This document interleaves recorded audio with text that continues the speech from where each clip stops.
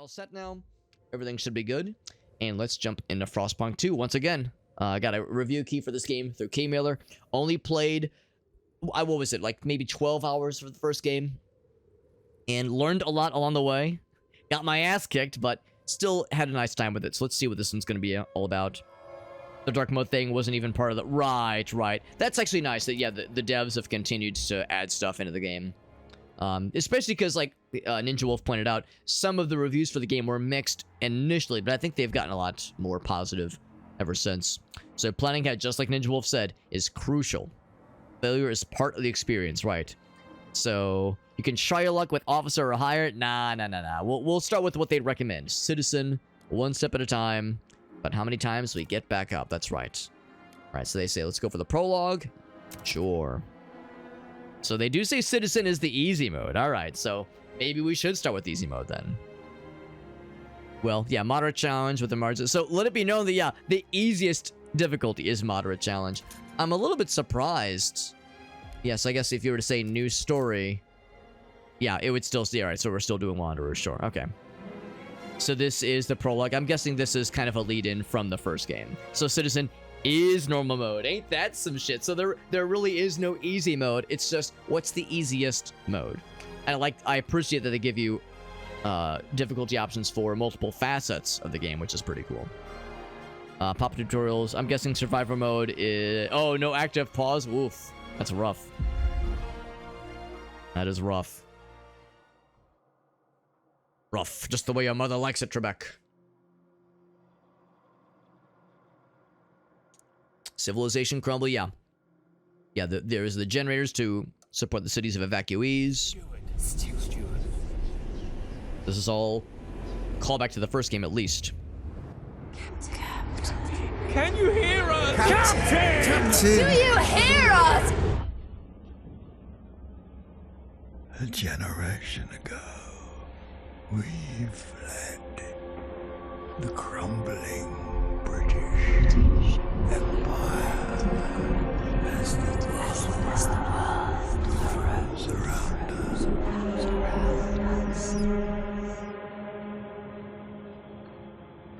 I held New London together.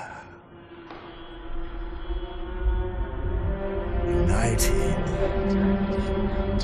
we survived 30 years of whiteouts.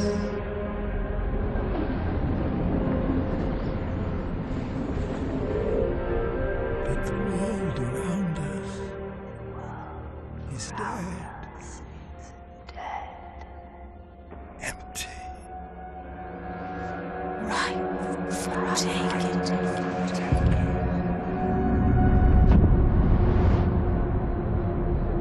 The city falls. Vestas.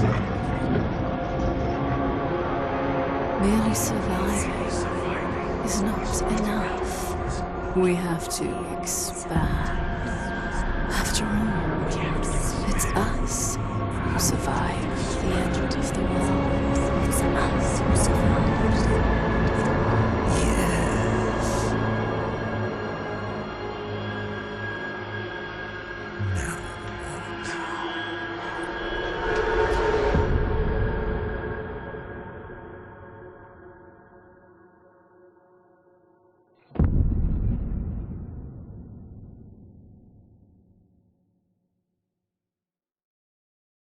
Very mysterious. All right. So obviously, a callback to the first game, talking about the first generation that landed here. That, of course, would have been the events of the first game, holding New London together.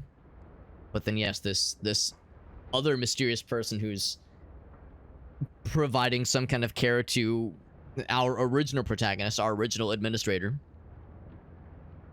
from the frozen desert. Okay, we reached the old machine, presuming that the generator that we were using in the first game. Or maybe it's a different one. It sounds like there's multiple generators that were built previously. Our numbers have grown through the years. Right, so it's harder to provide now. Well, we must survive.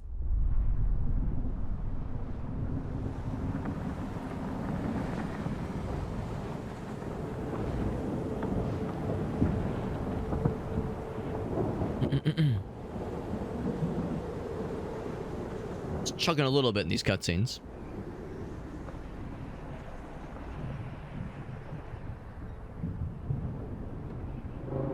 Usually after a bit, it kind of evens itself out, though.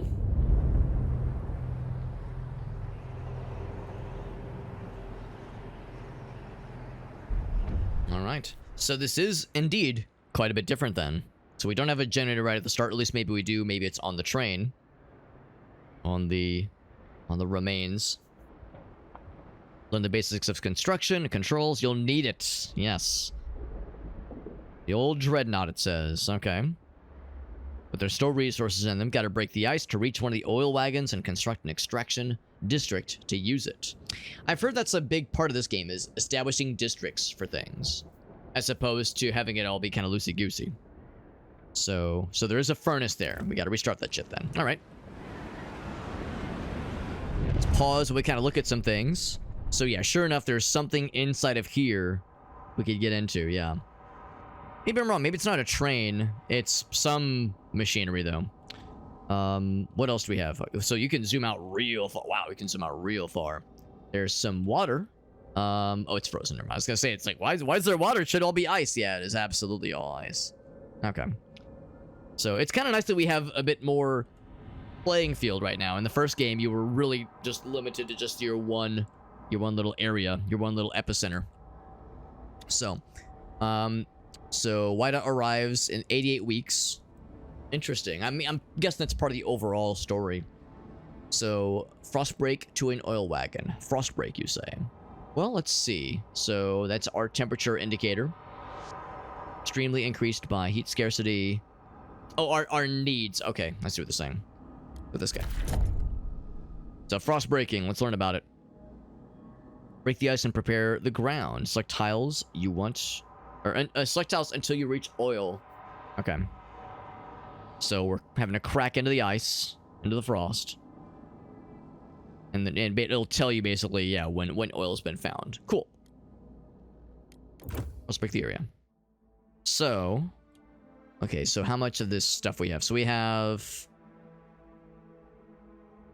Okay, so that is... What exactly do we have? So, oh, that's workforce. Okay, we have workforce. Our overall population. Not everybody can work, obviously. Some of them are children. Some of them are incapacitated otherwise. It's pretty good. We have scraps. Scrap metal, probably. That kind of thing. Or no, maybe it's food. Oh, it's income. Okay. Interesting. And then prefab would be... Yeah, I guess scrap is like... Well, yeah, individual contributions. Regardless, yeah, we have this many of them. Prefabs. When I think of prefabs, I think of yeah, like steel machinery, that kind of thing. Okay, that's our food indicator, and this is our shelter. It's actually kind of nice to have this up here, so it's always on the UI. That's kind of nice. Temperature drops increase. Heat's demand, right? Yeah. So we're in a colder season right now. Not horribly cold, but definitely not pleasant. Oh wait, no, there will be a colder one. Oh no, I was right the first time. Yeah, so right now we're in the cold. Yeah. Wonder if there's like an indicator of the next couple days, what the next couple days will entail. Outside of available area, right? Okay. Anything else? There's that squalor. I guess like a measure of poverty in your area. Disease increased by cold, of course. Hunger. Oh yeah, makes sense. Yeah, there's some fertile soil. Oh, that's kind of cool. So you might at some point have to break the frost to get to fertile soil. That's kind of cool. What would this be? So that's just other materials. So I guess like we don't know what kind of materials they would be, but there's something down there. Same with over here. That is kind of nice. That is kind of nice. There's some oil down there. More fertile soil. Or that's seal colony. So food. Okay. All right. Well, frost breaking, and we'll say. I guess you have to start here. Okay. Okay. And then check mark. Okay. Go and unpause. Now, do I see the people doing the thing? Oh, here we go. You have to really zoom in. There's one dude. Oh, no, there's a few. There's a few. Yeah, it's actually kind of cool. You can get really close to see the action. So that'll be nice. Construct an extraction district. We have to get the oil wagon made first, obviously. It takes a second. It takes a second when you click to zoom in. You can, yeah, you can do the mouse wheel, or you can just click with the mouse button. That's kind of nice. So we are indeed wandering. Furnace in the Dreadnought wreck. That's in this guy. That's probably this red thing. Yeah, generator right there. There we go. Construction wagon. So there's other stuff we can extract here. We'll eventually want this other oil. But like Ninja Wolf said, we don't want to get all of it at the start, at least.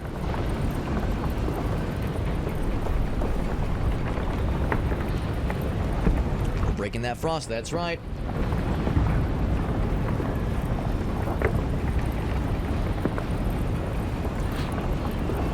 So we 3,000 wanderers.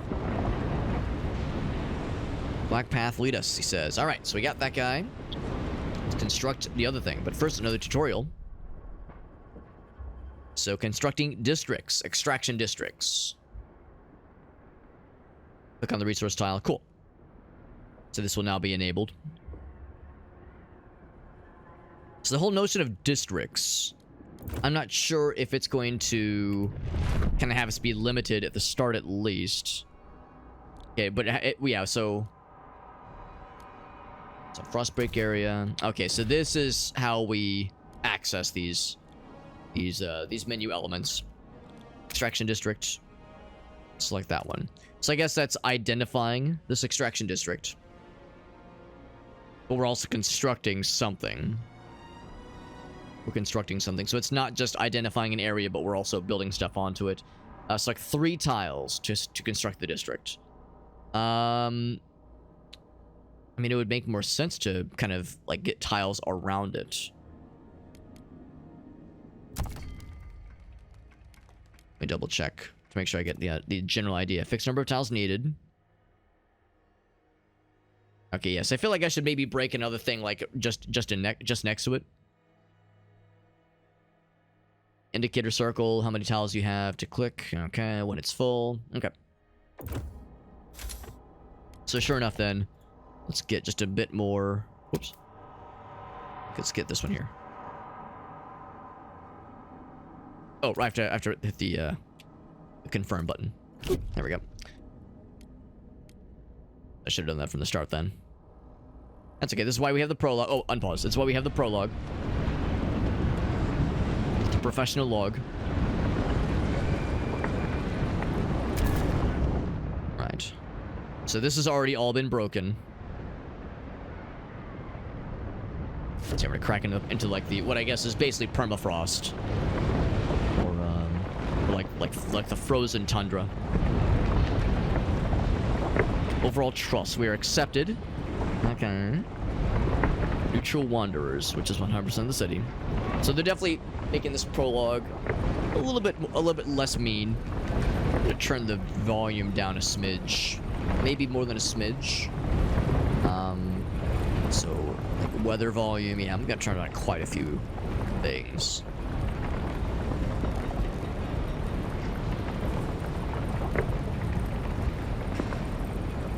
Leave voiceovers. Oh, we'll take that down to 70.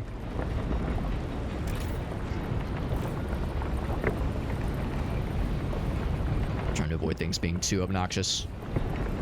If there's anything that's going to be loud and obnoxious, it's going to be me. I'm the one to be loud and obnoxious on my stream, not the video games.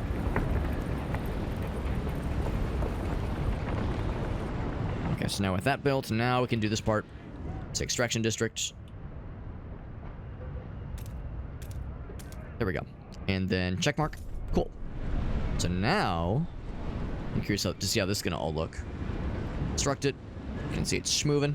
Now, if we wanted to, we could double time it. Because, you know, we are just kind of looking at a meter slowly filling.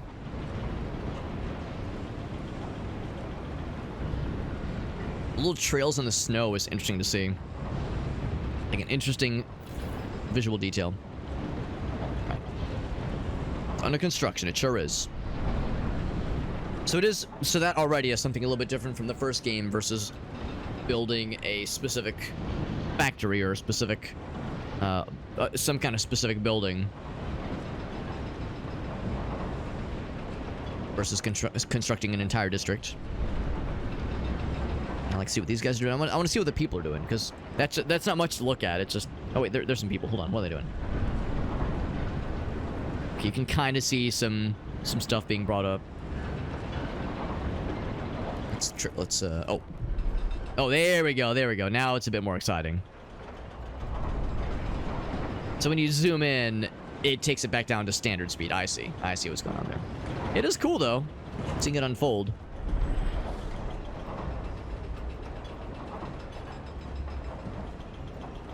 So so what I could see happening is that, yeah, you have an oil deposit.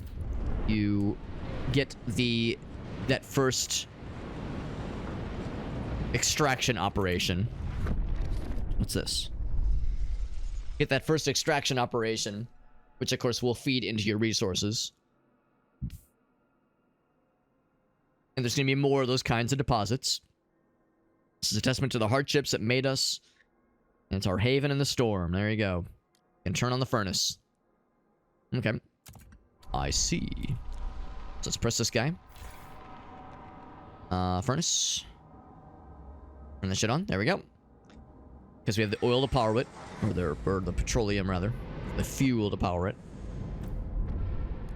So we have to provide basic infrastructure now.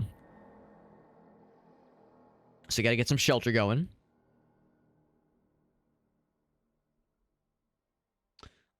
It's best if we build the housing if it's in close proximity to other housing or the furnace itself, which makes sense. But prefabricated parts, we already have some. We need to extract others from the wagon wreckages. Makes sense. Tell me about the prefabs. That sounds fab to me.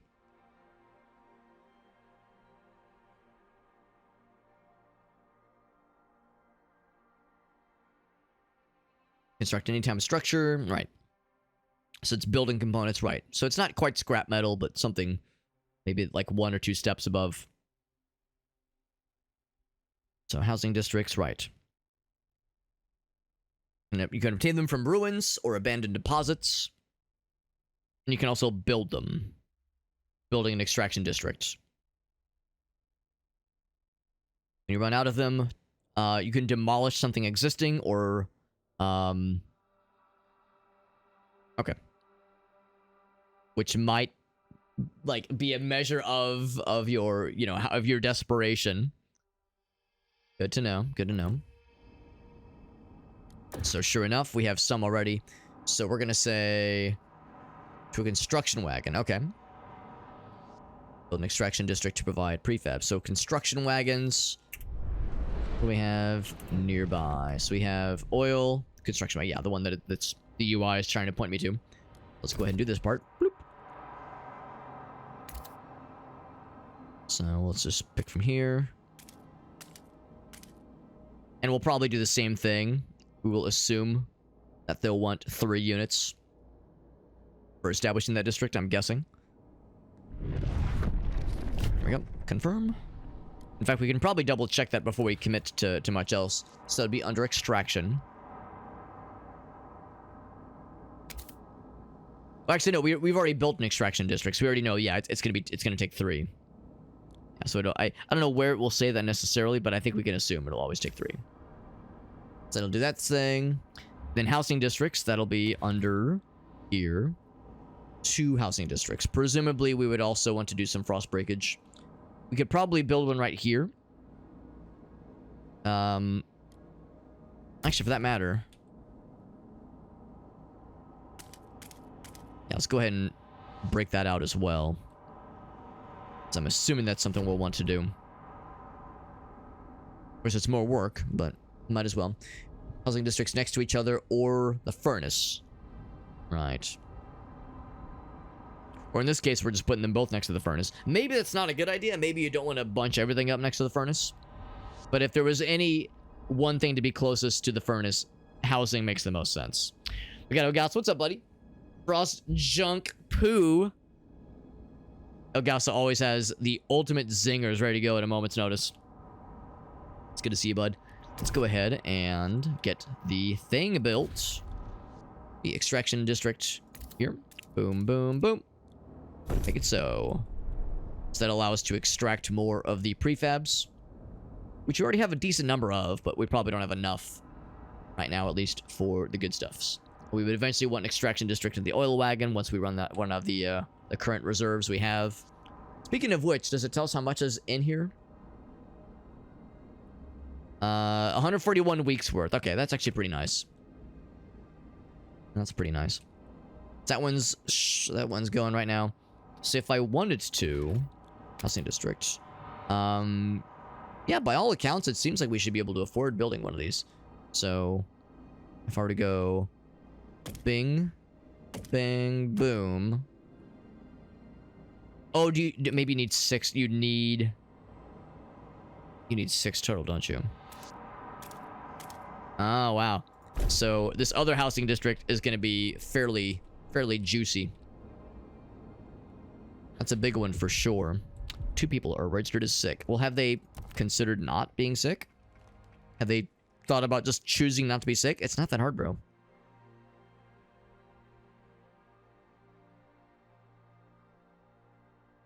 Yeah, they're sick, all right. That's pretty sick. So injured is also a thing, right? So that's a familiar. Yeah, they're sick, exactly. It's a familiar situation. Of course, this is just the prologue. I don't know if they're going to tell us also about constructing places for caring for those that are injured or suffering ailments. Let's go ahead and look at where the other thing could be. I'm going to wait for that to go away. There we go. The other housing district. Of course, I would need to break out some more ice. And I will do exactly that. So I'm going to go ahead and first breaking. So we know it's going to be 6. I think the implication is that some of these are already available. So I might be able to just break these 4. Would that actually work? Housing district. No. A little bit surprising. So we would do 1. Oh, there we go. Now it shows up. Oh, except you cannot break that one. Okay. Interesting. Oh, I pressed the wrong button. I'm a dumbass. There we go.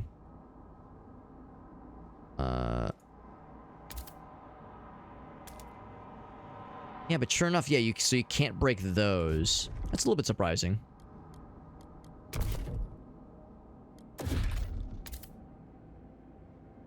You can already construct on them. Oh, so they're already broken then. They've already been broken. Okay. That's what I was thinking, is I would just kind of continue along that line. So is that one already broken is my question. I think it is. Not enough tiles to finish district, yeah. Yeah, so it's not selectable. That's what throws me off. It's like it's not breakable. Well, it says already frostbroken, just can't construct on it. Maybe it's too close to other things. So I was thinking, well, you can sort of select it, but you can't select this one. Yeah, it's a little bit odd. Not what I was expecting. Oh, now that one's breakable. Okay. Let's break that one.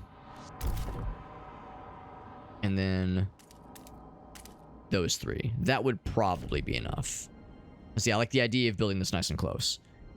So to test that theory, I'll get back to the housing district menu. We'd be able to go 1, 2, 3, 4, 5. So actually, we don't even need to go for that one necessarily. What I would need, though, is this one. Oh, not that one. Yeah, I'm just gonna cancel that one. Okay. This one is done, by the way. So that's feeding our additional prefabs. We have 49 weeks worth of them. Pretty good. Pretty good. I'm gonna go ahead and double time this and see the houses are getting built up. All 6 blocks of them. There we go. They both complete at the same time. So, just so I'm clear here. 1, 2, 3, 4, 5. So unfortunately, yeah, this is the one that I was like a little bit unsure about. I'll just put one here. That's good enough, I think. So not everything is super close, but it's close enough. We'll just triple time it. 30 people have frozen to death. Wow. Brutal. This is the prologue before they can even teach us about dying of exposure and shit. They're like, oh, by the way, people are dying in droves by the scoreful. So you got some heat and shelter, but also food. Fertile soil. Fertile. Yes, yes. Able to be fertilized. Fertile soil. Okay. So we already saw kind of indication of this earlier. So we saw some fertile soil, fertile soil elsewhere. Got some right here. So we have quite a few around us. No, none that are like super close to our base right now, at least. But yeah, when you go into that Frostbreak menu, it tells you what is nearby and fairly convenient. I'm gonna guess we can't, like, cross this, use it as a bridge. It looks awfully perilous. Looks awfully fucking perilous. So, if this is our base of operations, either this one, or... I don't actually see a route down there. I think this one's probably our best bet. So... And that's the thing, too. It actually kind of tells you, like, if you try to click any of these, it says, no, you need to start from a frost-broken tile. So, we would start from up here, since we'd already made some headway there. We have to kind of roll our way down to get to that guy. Boop. So it's going to be a bit of an operation. Once we get the fertile soil built, we'll be able to build the food district. And I'm assuming that there will be different kinds of districts of these same varieties. So, yeah, there's housing district, food district, extraction district. You know, in the first game, there was like, yes, there's wood, there's coal, there's scrap metal, and there's different ways to extract them. There's trade-offs, there's benefits, there's nice ways to do it, shitty ways to do it, but quicker, slower. I'm assuming we'll have some similar mechanics in this game, where there will be the basic district. There will probably be some other flavors of the same district that provide other means. Alright, so that is finished, and that was that whole line. That was that whole line. So now, it would be food district. Bloop. And bloop, and we probably do the same thing. And yeah, it's like, I'm thinking once again, what I probably should have done is I probably should have like maybe built that one. But maybe it's okay to have it be a little bit more sprawling. This is the prologue. If there's ever a time to fuck around and find out, now is a good time for it. It don't matter. None of this matters. I mean, it matters. It matters to learn things, but this is presumably before, you know, the main game experience really starts in. Also, I think I was wrong earlier. I was saying earlier how this was like I thought this was a thermometer. Now I'm seeing this as it's the number of weeks. Right, we're going by number of weeks. So this is a timeline.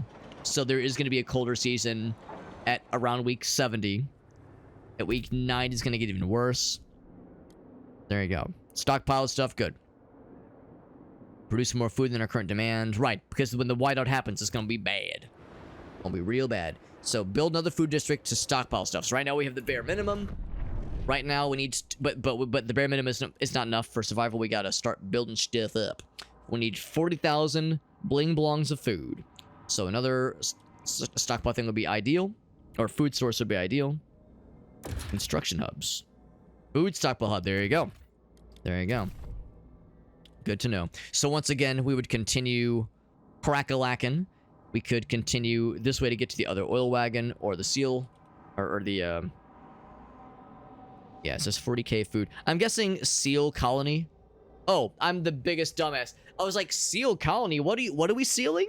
What are we sealing? No, bro, it's a colony of seals. We're hunting them for food. I don't know why it took me a second. It's like, seal the colony? Like, it's a sealed colony? Like, it's frozen under the ice? Nah, bro, we're going clubbing. We're going clubbing. Now, you can see, we need 40,000. This is 21,000. That would not be enough. There's other nondescript resources there. Another 21,000. Clearly, we should be going for the sea. I mean, it's farther away, but we would have to do 2 of these anyway. So I'm almost like, yeah, let's fucking go, baby. Oh, actually, no, maybe not that. Maybe not that one. Probably this. Whoops. We'd... This will be an operation. We might not even be able to reach it. Whoops. From here.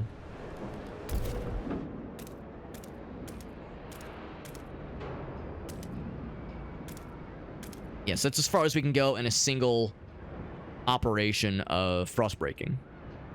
Let's do that. Yeah, to me, this seems like a reasonable approach. It'll be a very generous stockpile. 40,000 is, like, overkill, obviously. Oh, I'm still paused. It's a little double time. Interesting, too, how when we broke this one... Oh, never mind. I thought the ones around it were already broken. Never mind. No, they're breakable. So what I'll probably want to do is what I did with the other oil colonies and housing colonies, where we kind of knew to break some squares around our destination point. So we'll plan for that. Oh, nope. I want to see how this looks. Can I zoom in? There we go. Oh, yep. You can go through the wall a little bit. I like this extra detail. Clipping through the wall notwithstanding, I like the extra detail being able to zoom in a little bit further. I feel like the first game was a very pretty game, but you were kind of locked from being able to get super close to anything, so you couldn't really get a very good feel for how pretty things were or were not. The measuring in weeks instead of days is also like quite different. I don't dislike it. It's just different for sure.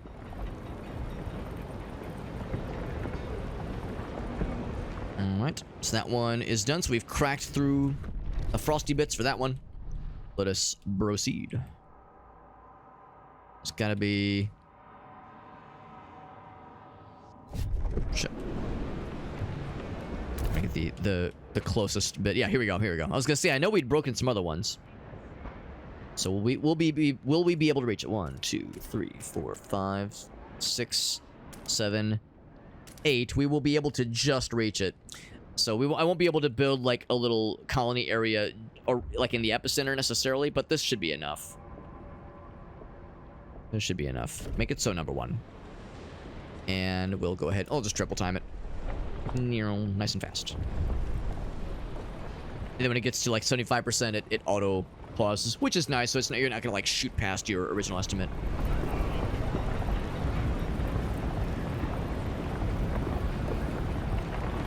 Alright, I like it. I can already see how this is considered quite different from the first game. I'm a little bit surprised that, like, I mean, I guess it's one thing if you really know the first game. I can maybe see it being kind of annoying to be like, should I have to learn a whole new system? But I don't think it's a bad system. It is different, I will acknowledge, but I don't see this as being, like, inferior necessarily.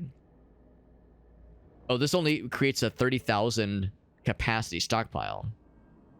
Even though I've gone for, like, the big one that has 40,000 in it, it's only be able to create 30,000.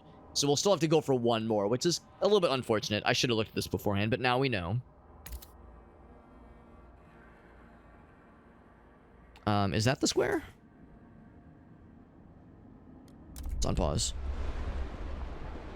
Okay, so... Oh, wait. It's because it's... I was in... Okay, there we go. So the square is right there. A little bit odd that it doesn't let you put it directly on it, but...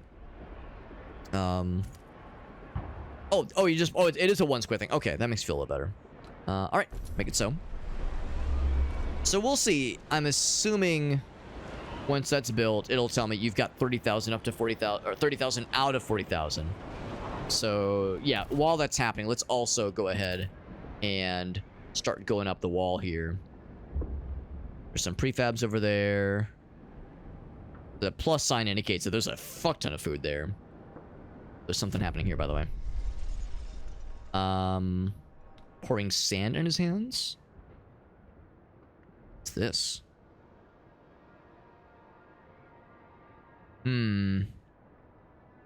So the soil is depleting, he says.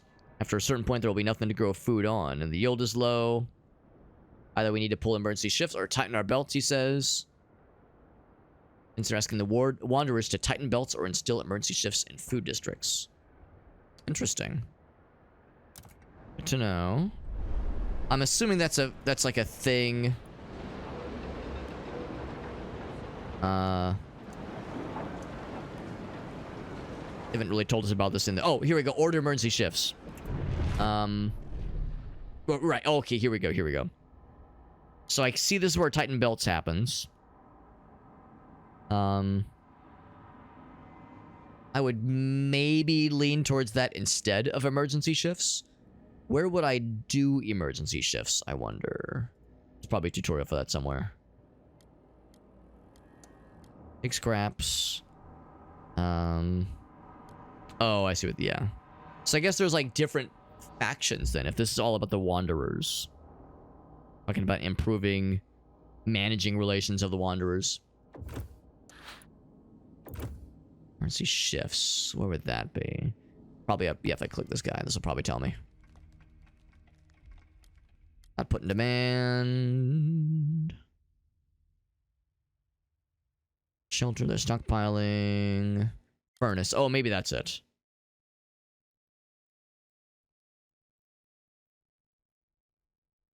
Is the overdrive, we know about that. Is there one specifically about food? Can I put us higher? Because the idea of like forcing more people to work. I don't know if I'm gonna do it. I just want to see what the effects would be. Here we go. So it's a district ability. Oh, okay. All right, so it would be a specific district. So this would be one such example. I would go here. Here we go. Emergency shifts. Cool. Trust falls. Production is increased. Or tighten belts for these dudes specifically. What is my hunger rating right now? It's not bad, from my understanding. My overall trust is okay. Oh, let's go with this one. Rations restricted. Right. It's temporary. So yeah, this is going to be familiar to us. I do appreciate that there's, from what I can tell, a single measure, and it's trust, as opposed to trust and discontent, which really, generally, are going to have in our experience with the first game, we're generally going to be having like an inverse relationship. As trust goes up, discontent generally goes down, and vice versa. I'm sure there was like a game design reason for having two separate bars in the first game. I did find it odd having to manage both when they both did about the same thing. And it felt weird sometimes when, in the first game, we were struggling so much with our trust meter once the Londoners event was beginning. And the Londoners event was entirely based on trust. Discontent mattered nothing. Or mattered not at all. And there were a lot of moments where you could sign a law that would make people happy, but it wouldn't make them trust you more. It would just lower discontent. It's like, no, I care more about trust right now. So I can appreciate, at least for the time being, simplifying it. But of course, there's going to be multiple factions this time around. So having to juggle multiple factions and how they trust you or distrust you, that will still get complicated, no doubt. Yeah, communities and factions. Cool. When your citizens fall sick or die, then people start liking you less. Shocking. I'm shocked. If you're despised, they will dispose of you. Oh, wait, no. They'll, dispose? No, depose you. Depose you. I've confessed, I'm not sure if I feel like I've heard that term. I thought of, like, disposing of them. I assume they mean, yes, they fucking kill you. They pull out the guillotines, and who could blame them? We can also do emergency shifts. Sure. Let's make everyone extra miserable. There you go. Double the shift and disease increases. Great. More people are... Oh, wait, never mind. I thought it said they were getting diseased. Right, so that gets us to... Oh, actually, never mind. So that is going to, like, create some stockpile. So when it said 30,000 stockpile capacity... Okay, so sure enough, I still need to build another one. So let's go ahead and do that. Let's go ahead and build another one. Another one. So let's just go. I think let's just go for that one. That's probably the closest. I say that. I say that. Actually, this one might be closer. Can I get in a single bout? 2.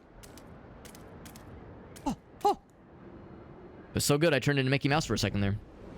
Yeah, it's to overthrow. Yeah, that makes sense. That makes sense. Into the black, burying the dead. Are we burying them in the oil? We take them to the oil pits. All right. I mean, I guess it makes sense. I guess it makes sense. Just the idea of, like, you know, with dinosaurs, that's how we get petroleum. Sure, sure. Little weird. Good to know, good to know. People don't like it when people die. Wait. You're telling me that people are sad when someone they know and love dies? Really? There was every once in a while I'll see some kind of shit post where it'll be something from a woman's perspective, and it'll be like me when the guy I'm dating is starting to like sort of grapple with emotional concepts that I was forced to figure out when I was like 7 years old. So the idea of some dude bro being like, wait bro, you're telling me people don't like it when people die? Bro, that's so fucking cringe. Wait, you're telling me that other people have feelings, bro? So the idea of dude bros in like their 20s or 30s being like, wait a second. You're telling me that I have to be considerate of other people's feelings? Babe, that's so fucking weird. What's going on here? Looking at her grandchildren. Well, that sounds nice. Okay, this part doesn't sound so nice. 62 years old. I've lived a full life, she says. She says, maybe this is it, though. I've talked with the other elders. If it comes to it, we will go, she says. Some people are ready to sacrifice themselves to lower the food required. Well, I mean, the good news is we got some food coming in. We got the stockpiles going. We're about to have another delicious amount. So hopefully it won't come to that, lady. Hopefully it won't come to that. Let's go ahead and get this thing. Oh, wait, no, I need to... Oh, no, I'm wrong. I'm full of shit. So... I don't know exactly where it is, but I guess the idea is this is all fertile-able. Oh, wait, did I not even have to do that? Could I have built one over here? Maybe. Maybe I could have. Yeah, because I maybe that's one thing I was a little bit unclear about. The whole fertile soil and food sources. We built one there. Oh, wait, well, I know we didn't. We built one next to it. Maybe I didn't have to break this then. I guess that's the problem, or maybe not the problem, but that's the thing. If you build more than one stockpile hub that's pulling from that same food source, then it'll deplete it that much faster. But since this has 400,000 to work with, it's not too bad, honestly. Let's double check just to make sure I'm not misunderstanding how that works. I'd feel awfully silly to build the like repository for it just for it to just sit there and do nothing. Again, this is the prologue. If there's ever a time to like do something stupid and waste resources through learning, this is probably a not bad time to do it. Gotta frostbreak the tiles, right. The more resource tiles within a district's range, the larger the district, I'm sorry, the larger the deposit the district can exploit. As I guess what I'm... Yeah, here we go. The stockpiling thing is more specifically what I'm kind of curious about here.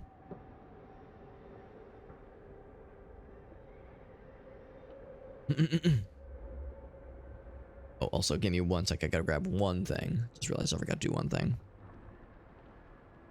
Gotta grab this.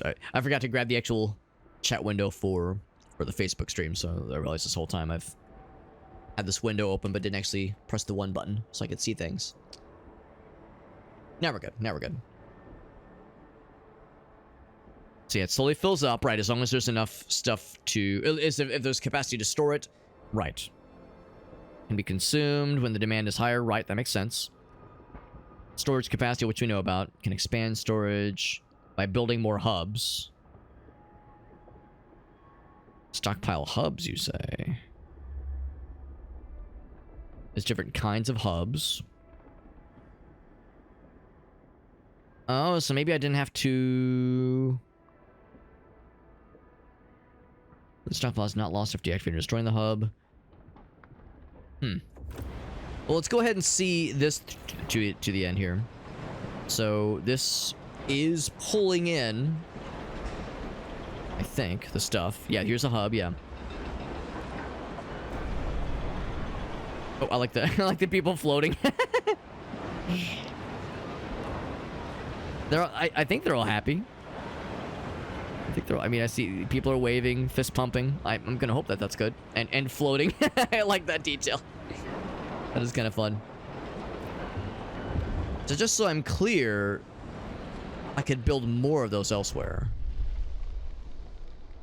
Interesting how it gives us these little vignettes of people. The seals! We haven't seen them since the Great Frost. How do they survive? There's lots of meats. Should we slay them if the Lord spare them from the end of the world? Listen. This is gonna have to... We will have to make sacrifices. These seals' lives are a sacrifice that I and the rest of us are willing to make. So, okay, maybe I did fuck up. Maybe I did misunderstand. Maybe what I'm supposed to do is build a food district there.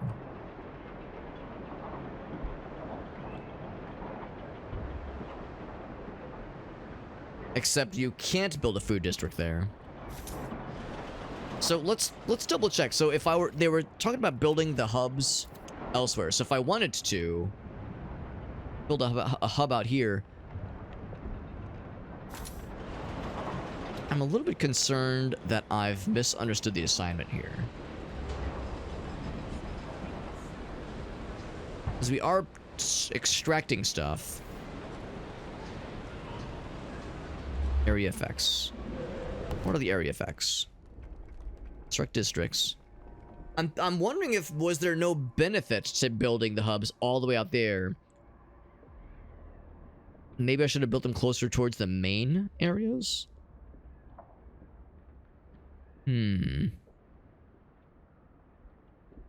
So yeah, the district part, that makes plenty of sense. It's the hubs thing I'm a little bit unsure about. Housing districts near other housing, right? That makes sense.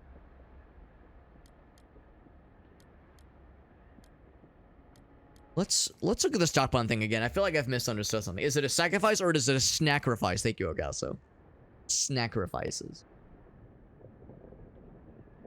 So yeah, so when you're extracting too much, yeah. So maybe I fucked up. Maybe I shouldn't have put a stockpile there. Maybe I should have put a district there.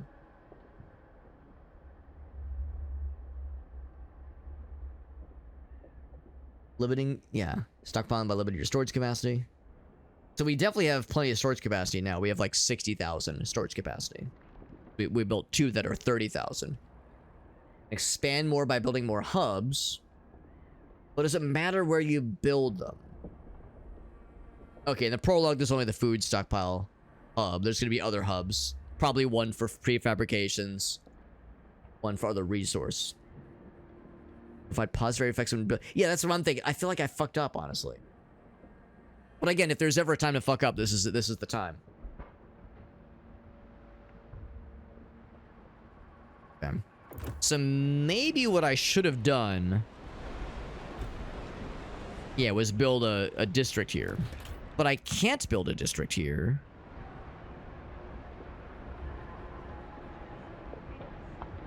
Workforce requirement.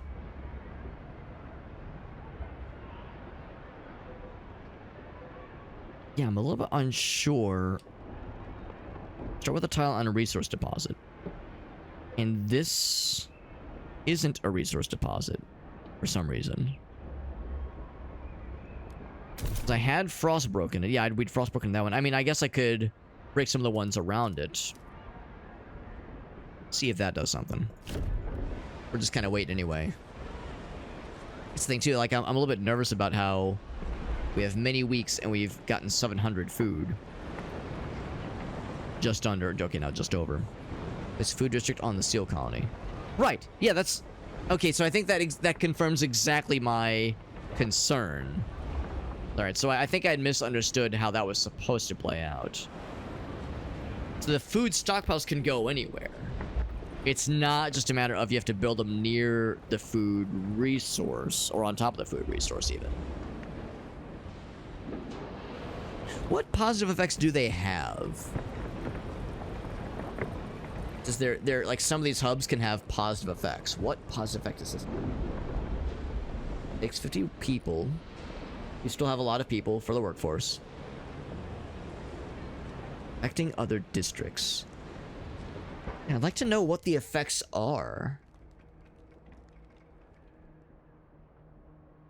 Oh, maybe this... Hold on, maybe it was in this screen. No, somewhere else. The screen? The screen. Somewhere there was a screen where I was like seeing a little blue indicator.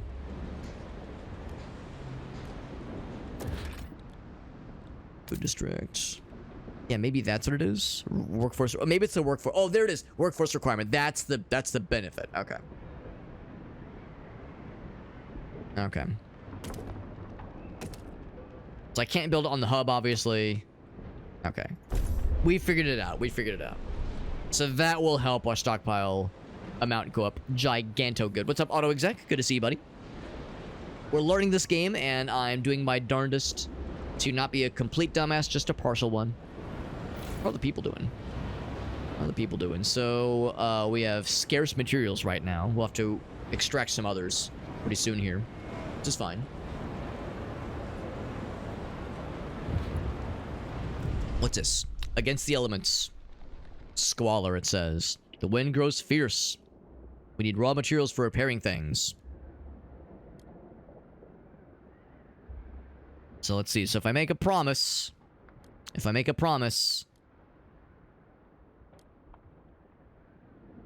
Move quickly or districts will be disabled. Yeah, let's go for it. Presumably... There we go, yeah. In 34 weeks, basically. I think that's reasonable. That's doing its thing. Need an extraction district on maintenance wagon. So... That would be something akin to... These guys? Maintenance wagon, construction wagon, so it's got basically be one of these two. There we go. 180k, 180k. So probably just whatever, just closest, honestly. Let's go ahead and begin the frost breakage. Thankfully, we actually already made some progress here. What I thought at first was going to be a waste of time, but turned out to be kind of helpful. Being kind of helpful. That's my goal.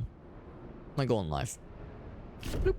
Let's go ahead and break that stuff so we can reach the wagon fella. Get some more resources. Once this one's built, our food generation is going to be supercharged with all kinds of big dick energy. Extract enough materials to satisfy the district's demand. Yo, we're all about satisfying them districts. Satisfying them dick stricts. Absolutely. So now with this done... I suspect that's gonna be big help. So yeah, knowing... And actually, I was kind of wondering earlier if I had maybe wasted resources and or general strategery by building these hubs kind of out in the boonies like this. But I guess if nothing else, it means that the workforce requirements for this one hub have been lowered, which is nice. Because of the two hubs. So that is kind of nice. The workforce requirements for the district, that is, have been lowered, which is helpful. Alright, so do we build... Well, alright, looks like we already did the frost breakage. That's helpful. So let's get another extraction district. Yes. Bing, bang, boom. Make it so. And yeah, so I'm feeling better about this then. And the numbers going up pretty good.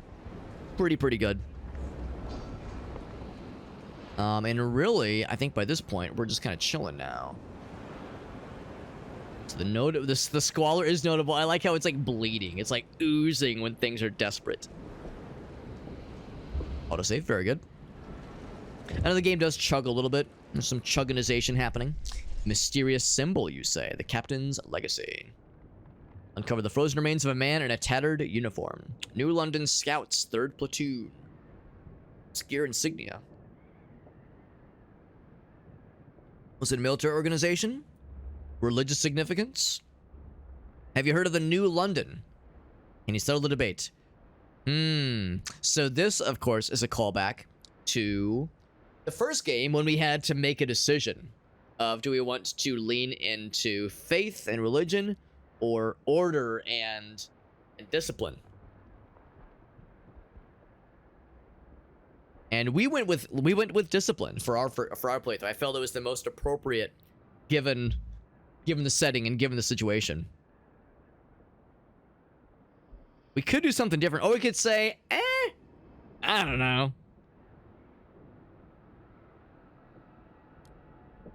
Create a continuity. So I kind of like the idea of leaving it open. And say like, we'll say whichever one it is. Yeah, continuity in which either one was possible. Let's go with that one. Let's go with that one. So there we go. Yo, what's up, Farsight? What has that shit ever done for anybody? Sheesh. Farsight out here being a hater. Oh, there. We got more floating machinery. Good to see you, Farsight. Well, actually, is it floating? I mean, it's like getting into stuff. We saw some floating people earlier, which is kind of fun. Are there floating people? I'm looking. No floating people. I'm disappointed. The best kind of machinery are the ones that floats. Well, no, it's not floating. It's being... Okay, well, if you move the camera right here, it looks like it's just precariously balanced on a couple poles. Couple sticks. We have... How many days? We have 38 weeks until the shit becomes fuck and the fuck becomes shit. What else? I could probably turn off the emergency shifts, probably. They wanted us to for the objectives. I guess I'll stick with it. So will we get enough food? How's about this? Let's do... I mean, trust is starting to rebuild. Starting to, like, slowly build it back, because it was beyond this little tick mark last time. Last time we looked. Double speed. There we go. We have enough materials. Trust continues to rise. All right, baby. All right. So now we just got to stockpile the food. It'll be ready in 51 weeks. That's not enough. That's not enough. So let's continue to snag more food. Snag more food, because 51 weeks ain't gonna cut it, baby. Ain't gonna cut it. So it's frost break into this area next. And in fact, we'll just get closer to this one. Boop.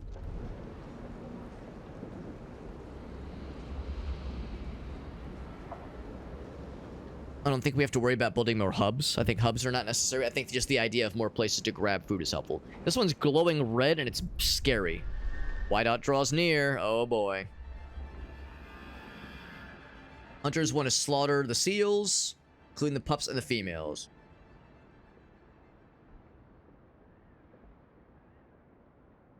Elders are willing to sacrifice themselves. My knee-jerk reaction says go for the seals. Last seal colony would be butchered. I definitely don't want to do this one. I wonder if that would have, like, downstream effects to the remainder of our playthrough. You know what? Let's not go to extremes. Let's not go to extremes. We got this shit. We got this shit. But what I will do is say, let's do more emergency shifts.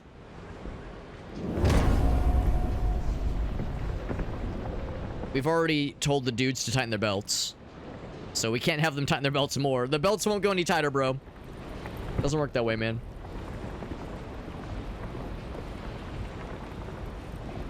Because we're not that far behind the 8 ball. I think once we get these last 2 generators built, districts built, I think it'll swing, the pendulum will swing back in a more positive and hopeful state. Food district. Bing. Bang. Boom. I think that'll actually work itself nicely because the other one will be just a little bit further out. In fact, can I go ahead and do the frost breaking? I sure can.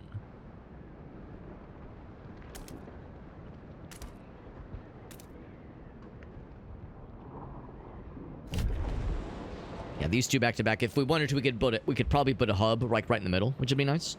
Put a hub right in the middle so that both could benefit from some additional productivity. I think that'll twerk itself out. Farsight says, mulch them. He says, to the wood chipper with them. To the wood chipper. Resource deposit nearly depleted. That's fine. Yeah, but that's for prefabs. That's for construction. I don't think that'll be an issue. I suspect we're getting close to the end of the prologue. I suspect.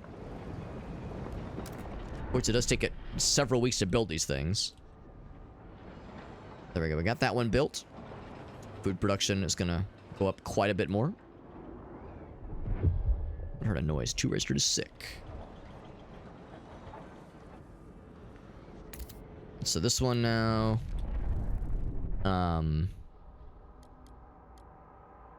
Districts, food districts. Bing, bam, boom. Make it so. So sure enough, that jumped us up tremendously. So that's saying in 26 weeks. Well, actually, no. That means we're already set. Everything else beyond here is just you know, a bonus. So we should be good. Should be good. We just got to get that 40,000 before the 27-week mark happens. So barring any fuckery, we should be okay. Now, granted, we do have a whiteout happening. Well, I guess that's the one we already know about, yeah. But a not great colder season is about to start, and then a particularly unpleasant cold snap is going to hit just before the whiteout happens. But this one is built. I wanted to, and I don't see any reason not to. Go for a hub right there. Hubba. Now, where I come from, in my home country, when people refer to the hub, you know what they're referring to. You know what illicit website they're referring to. This one has been depleted. Which means we probably should just go ahead and deconstruct it, honestly. TBH. Yeah, so I don't see any benefit to keeping this around. Let's just go ahead and kill it. Kill. I mean, that seems like how it goes here. Older season, the heat demand goes up. No surprise there. So, yeah, Timmy, so yeah, so we're gonna be okay for the food situation. For the cold situation, we might need to get some more fuel.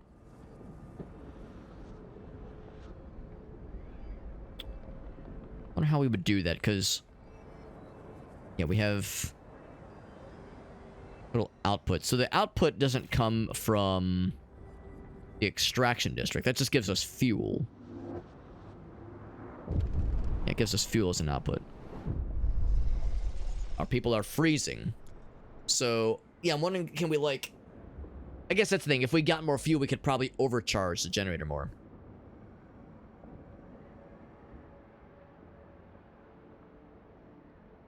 So we got to get more oil. We need more houses for our workers. Oh, do we not have enough housing districts? Do this one. It is cold to minor cold. Okay. So we already have enough housing districts. That's not the issue. We need more oil. Cool, cool, cool. So, I think there's some oil right here. Yeah, there's an oil wagon right there. How much is left in this oil wagon?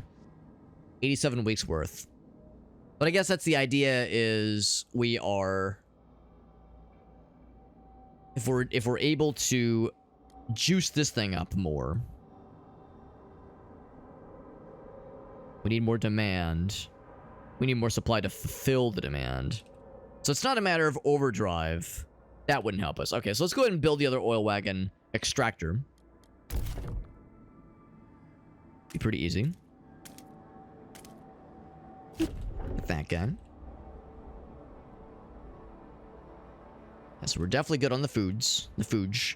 What's this one? Is this food? This is food district. I'm not too concerned, I don't think. And even if I was concerned, I don't think there's any other food districts on the map. Or fertile soil spots on the map.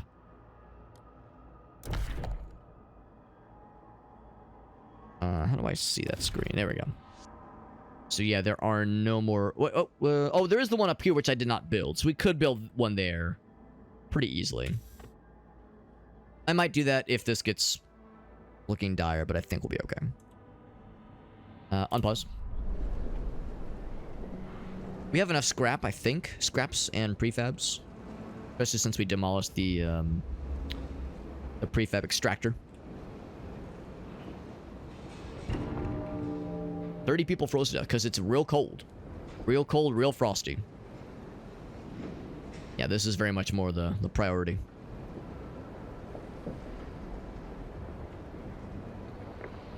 Because I'm wondering, what I'm hoping is that once we get more fuel, the heat generation will move to meet the demand.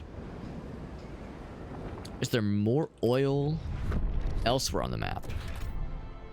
There is one. You know what? Yeah, let's probably go for that one too, honestly. We might as well. And we have an easy way to reach it. I am down. We need more workforce. I've spread them too thin, so that needs to end first. Okay.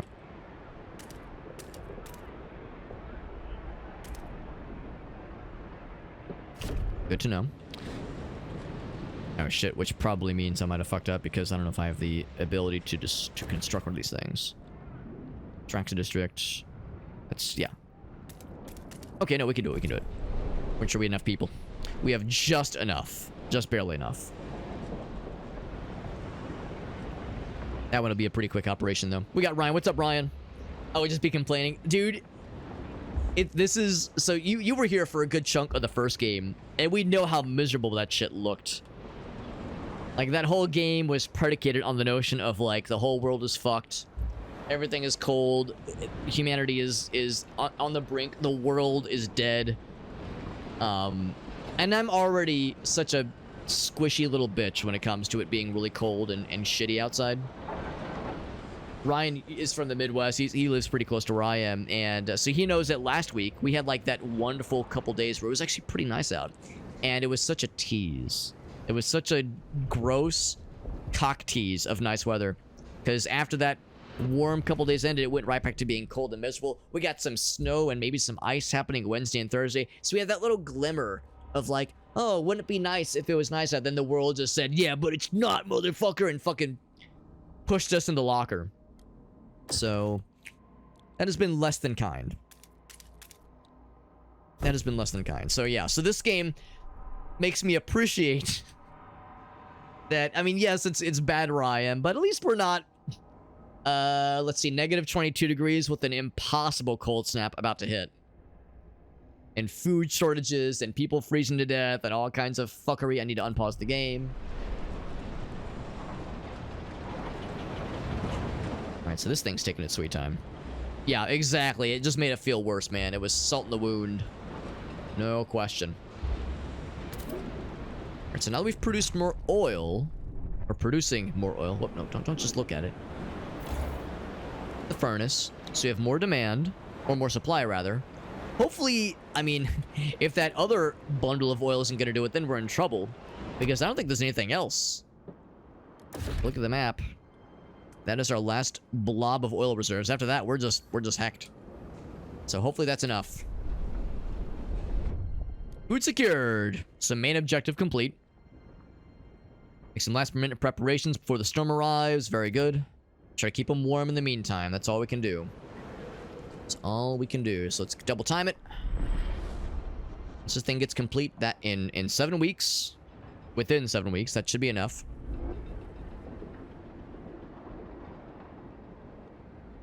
And bar is complete. Is that enough? How are we doing? How are we doing? We're just a little bit too much on demand. Maybe that's the sign to, like, shut down some facilities or something. Because that makes me think, like, there's something else pulling that we might not necessarily need, per se. Obviously, with the food is something that is kind of non-negotiable. This can be demolished.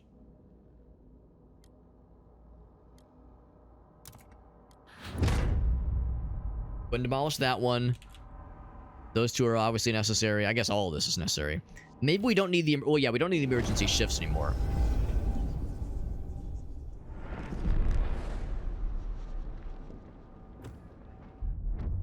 Everyone is warm. There we go. So I think that was the key, is the other oil production completing. And then yeah, demolishing the unnecessary, the stuff that was built but was no longer in use. All right, so really, we should be in the clear. So we've completed all of our objectives. Everything's fairly warm. All the bars are looking good. We have a food surplus, which has allowed us to build up a stockpile. So I think we're pretty good on the prologue here. Let's go ahead and double time it. Spewing some nice positive smog into the atmosphere. But listen, when we're already experiencing extreme cold and whiteouts and blizzard and ice ages, maybe a little bit of global warming's good. Maybe we want some global warming to happen. Maybe this is like a nice thing. Horrible chemicals getting released in the atmosphere. It's like, no, we want the greenhouse effect. We need things to be warmed up. This shit sucks. The whiteout is here. Preparations are over. Just piss on each other? It's the only way. The only way. So the whiteout is occurring. Just wait. Now we wait.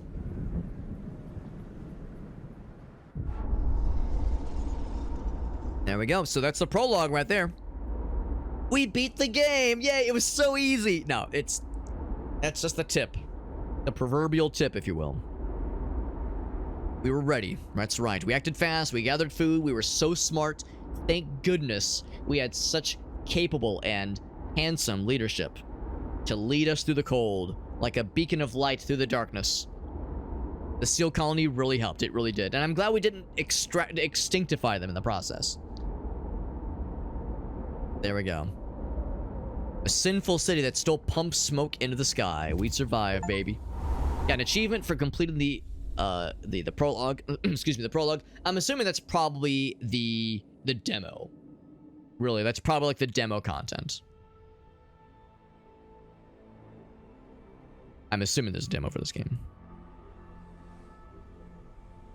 It was a suitable tutorial, but it also gave us promise of more to come. They were saying, like, listen, this is just a couple of hub construction routes, a couple of districts you can build.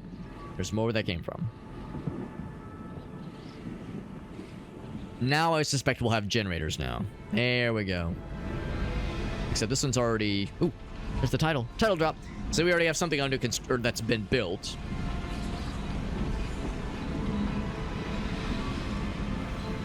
The old captain is dead, so that would have been presumably from the first game.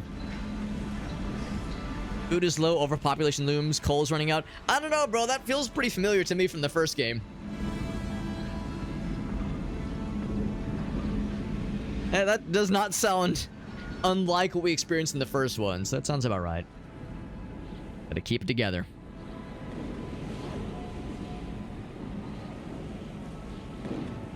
Hold its hand on its deathbed. A little morbid, but I mean, but yeah. Chapter 1, scraping the barrel. All right. Like I said, a familiar sight. A familiar sight. Running out of coal was constantly dogging us in the first game. All the more appropriate. Divisions brought city maintenance to a grinding halt. New London is left to suffer the consequences. So we are the steward. I don't know if that means, like, we're not the captain, but we're the acting administrator for this colony. The city's overcrowded and low on resources, a dangerous combination. We have a warmer year at least to build more shelter, which is nice. Build more shelter, secure more coal, and power the generator back on. Is the generator not on right now? It is not on right now. Well, damn. Generator is not on right now. This is kind of cool. I was not expecting it to give us an existing colony. I thought it was gonna have us like start something completely fresh. So sure enough, there's the districts. There's the actual generator itself. Trying to see what else I can click. If there's other things. For one thing, I know I can zoom out a lot more. Oh, a lot more. Wow. Wow, wow, wow. Okay, so the central district really is our old colony. Like, this is the first game, this was as far as you could pull the map back, and really this was like as far as you could. This was as far as you could zoom the map in. But the scale is really smacking me in the face right now. Oh god, you could even go further past than that. So yeah, the scale of this game is becoming very, very obvious. So that's impressive. We got Shockfire. What's up, buddy? About one place to get Indian food takeout. Right. 3-hour radius. Kind of homemade. Gotcha. Oh, interesting. Would I go back? I would. Because I love Indian food.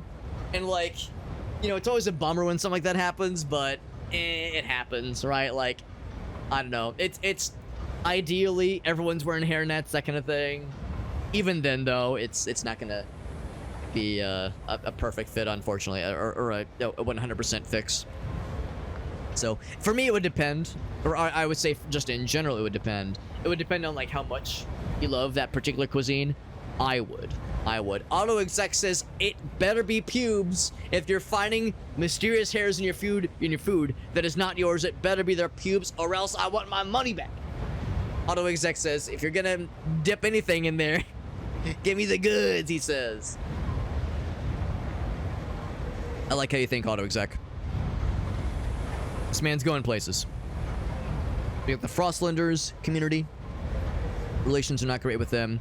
The Faith Keepers, which presumes that yes, there is the religious aspect of it. There is no relation. It is a size of 12%. There's the New Londoners. I'm gonna assume that is to mean the people that built this facility. Or actually, maybe that's the thing. Maybe the New Londoners. Maybe that's the people that left our facility. Maybe this is something different. So let's see. So Research Institute, that's a familiar sight to see. Need to get to some shallow coal seams in extraction districts. Okay. Yeah, that should be the first priority. Council Hall. Yeah, these are all things that are nice. They're nice to have. Here we go. So housing district, food district. So this is familiar. There's also industrial district and logistics district. It almost looks like there's already some of those around here. There's some hubs, food stockpile, good stockpile materials, fuel, heating. All right, so shallow coal. So presumably, yeah, here we go. We have to venture decently outside where it all begins. Was it just a very impressive pube? I would love that. Yeah. Yeah. Ryan's answer is probably how a lot of people would feel. It's like maybe that meal would be done. Yeah. Possibly. What about chicken pubic hair masala, Alex? Distinguished customers. Yeah, I would fault nobody for being a little bit put off by it. I don't think anybody would be like not feel a little bothered at least. I think that's reasonable. And for some, like, you know, I could also see somebody saying like, well, I'm not a huge big fan of this kind of cuisine anyway, so like maybe this is like the, you know, enough to make me kind of put it down for a bit. That's kind of how I was about sushi. Yeah, I've talked before about how I had a really, really bad food poisoning incident with sushi like 14 years ago. It's been a long time. And it was a bummer, and it really kind of scared me. Maybe I shouldn't say scared me away from sushi, but it just made it not appealing to me for a while. And I liked sushi, and I like sushi now, but I didn't love it. And I don't love it now. So it was not a heartbreaking thing for me to say, maybe I'll put this down for a bit. It wasn't a huge deal for me. Whereas Indian food, like, I love Indian food. It's one of my favorites. Yeah, exactly. But yeah, that threshold is different for everybody. All right, so we need some coal. So yeah, I was looking for oil, but it's got to be coal specifically. So materials. So this is frozen forest. Okay, but they don't say specifically wood or some other kind of thing. It's just vague materials. I'm assuming the infinite amount basically means there's an infinite amount to retrieve, but also says we could restore it as a rear base. That's kind of cool. for exploration. I'm getting ahead of myself, obviously. Prefabs here, prefabs there. Yeah. So this is probably, here we go. So that's the material for coal. Or the icon for coal. And there's a decent number of them down here. All right, so that's kind of cool. So it shows shelter from the wind. So it has less heat demand when you build on that area. It's pretty cool. Let's go ahead and 2, 3. We have to get just one. I want to go ahead and get a second one? Sure.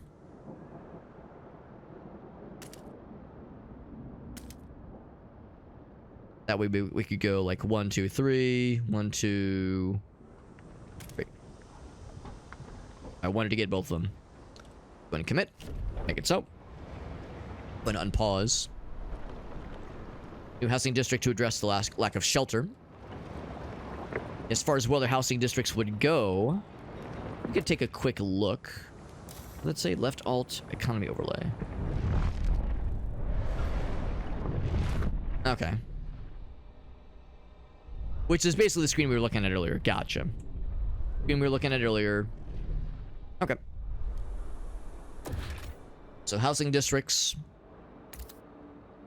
We could build them just around here. Yeah, we can't build there, obviously. This would be a good place for a housing district because they're already sheltered from the wind anyway. Yeah, to me that seems like an obvious slam dunk. Of course, this area is very warm, or will be warm when the generator is up again. Let's see if there's any downside of me just go ahead and doing this now. Of course, they were saying like it's nice to build them close together. So sure, I'll go ahead and do the same thing. Oh, I think I made that one too big. Yeah, this is gonna make one giant housing district. Nah, let's not do. Yeah. Let's do like a fairly small one. I don't know if there's any benefit to doing like one giant one. Oh, I'm a dumbass. They have to be 6. Okay, never mind. For some reason, I thought there were 3. They are 6. It has to be exactly 6.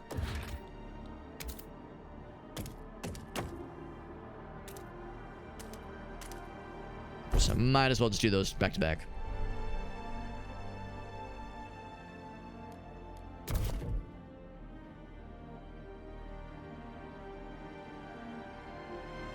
Now, do these also have that same status where they are sheltered from the wind? I think they are not, actually, because the wall kind of ends right here.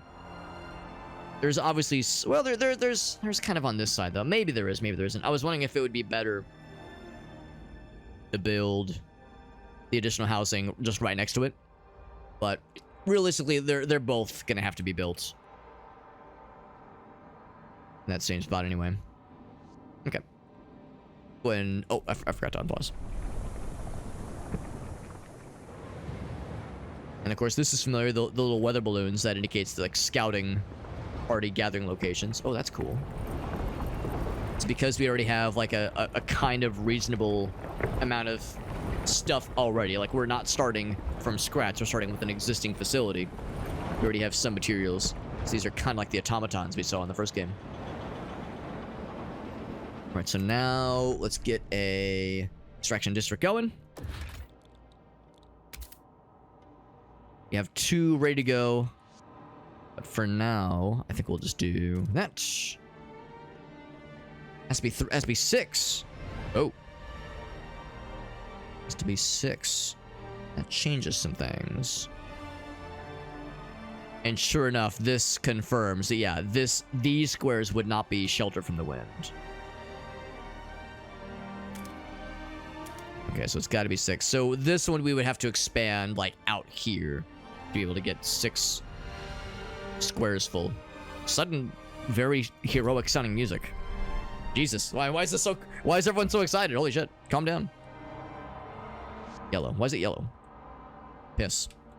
That's the coal piss. Coal piss stains. So housing is getting there. Let's go ahead and unpause. I probably even double time. Because we're just vibing. Tension is notable. There's the notable cold and running low on coal, but that's about to not be an issue, baby. About to not be a gosh darned issue at all. So much confidence. Maybe too much confidence. Maybe I need to be taken down a peg. Expand them districts, baby. Actually, no. Tell me about expanding districts. You can expand them to increase their scale and size and capability. They're more efficient. Provide better additional building slots, which is cool. There's an expando changeo button. That's this guy right here, which we, of course, did not have available in the tutorial, in the prologue, which is fine. Select new tiles around it to expand it further. I'm guessing that's like maybe a more efficient way to gain a resource or gain more capacity for storage or housing without having to just straight up building a new resource, a new district necessarily. Housing districts have no building slots. Wait, I'm sorry. Have no building slots upon construction. So you need to expand a district at least once to be able to construct any buildings inside of it. Oh, interesting. So that's good to know. So there are districts, and then you build stuff inside of those districts. And by default... okay, I see. Housing districts are the only kind where, by default, you're not allowed to build, like, an additional building inside of it, like a factory or something. Which is different from other kinds of districts. That makes more sense. That makes more sense. Yeah, I don't find that to be alarming necessarily. But I've kind of messed up then by building, potentially, by building this so close to the coal generator. But maybe it wouldn't be too bad of an issue. If I were... oh, looks like, yeah. Well, I'd have to frost break it, but we have a couple spots. Oops. That's good to know. This guy's going. All right, so I think by this point, we just flip that shit on. Now we have some fuel coming in. It says no fuel. Let's unpause. It says no fuel. Oh, well, maybe we do, though. It said no fuel. Maybe we indeed do have fuel. Maybe that was just a carryover from when I first opened it. Reminding to use it efficiently. Okay. That is powering, which is nice. So expand the existing housing district. Okay. So we have two of them, so we could expand one of them. Build research. Then research an idea for new coal mines. So, okay, steam cores, we remember that. Prefabs, heat. What is a heat stamp? I'm guessing that is a currency? Income? 14 plus, yeah. Heat stamps. I'll bite. Yeah, heat stamps. It's just a research. Oh, okay. Spent on fundraising. I'm sorry, frost breaking, funding construction. So it kind of is like a currency. Yeah. Interesting. Okay, good to know. We got that guy. There's the workforce. Let's see what the 0 means. Oh, nothing. Population, right. So how much fuel do we have? So we have no coal available. Oh, there, yeah, there we go. So, requires 130. Okay, but we do have a stockpile amount. Okay, that's good. I'm just wondering, like, yeah, this is producing 120. So we'll presumably need a second coal bundle to be built eventually. But like they were saying, let's get the new mine thing dealt with first. So as far as extraction options go, we could expand south. We could also expand this one south if need be too, which is kind of nice.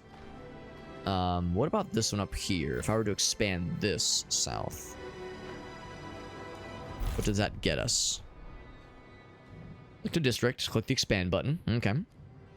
Cool. So we have to do the braking first. Now this is sheltered from the wind. Like all that is sheltered from the wind. Whereas I guess this area is too. Yeah, this area is as well, actually. Okay, so cross break it. Oops.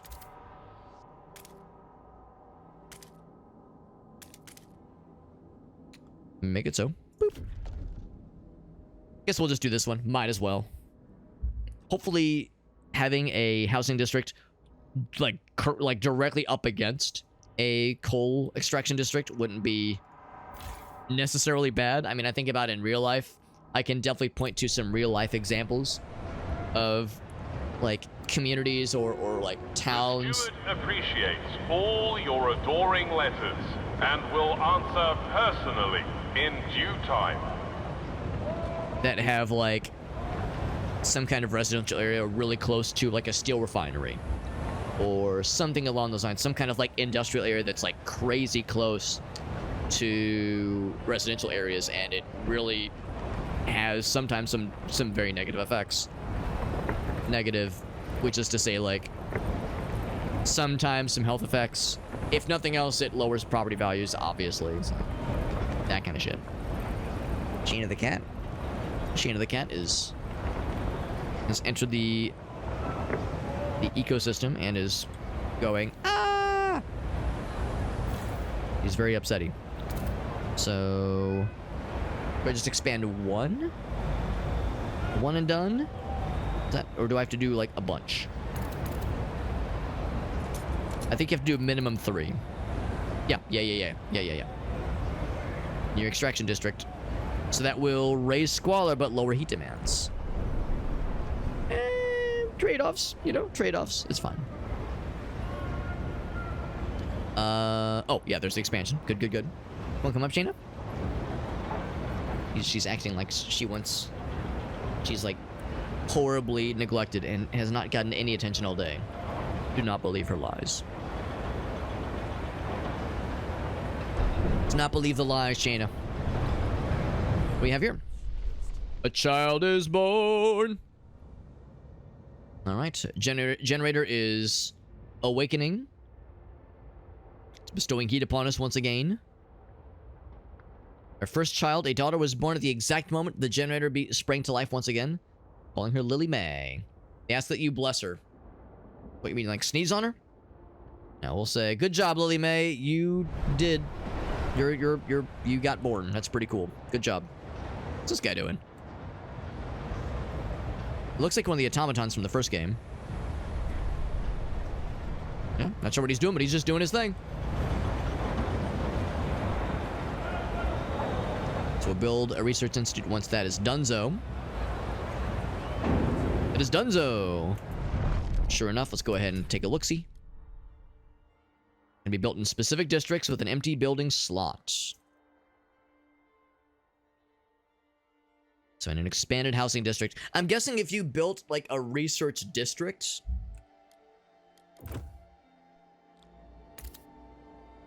Because I think I saw there was like other districts available. Oh. Okay, so that's the one slot I can go. I can go then. All right, cool. Good, so. Construct the early research building. Right. Good. Yeah, just to be clear. Logistics district. Oh, okay, that's not for... I'm just wondering, like, does housing make the most sense for research to be happening?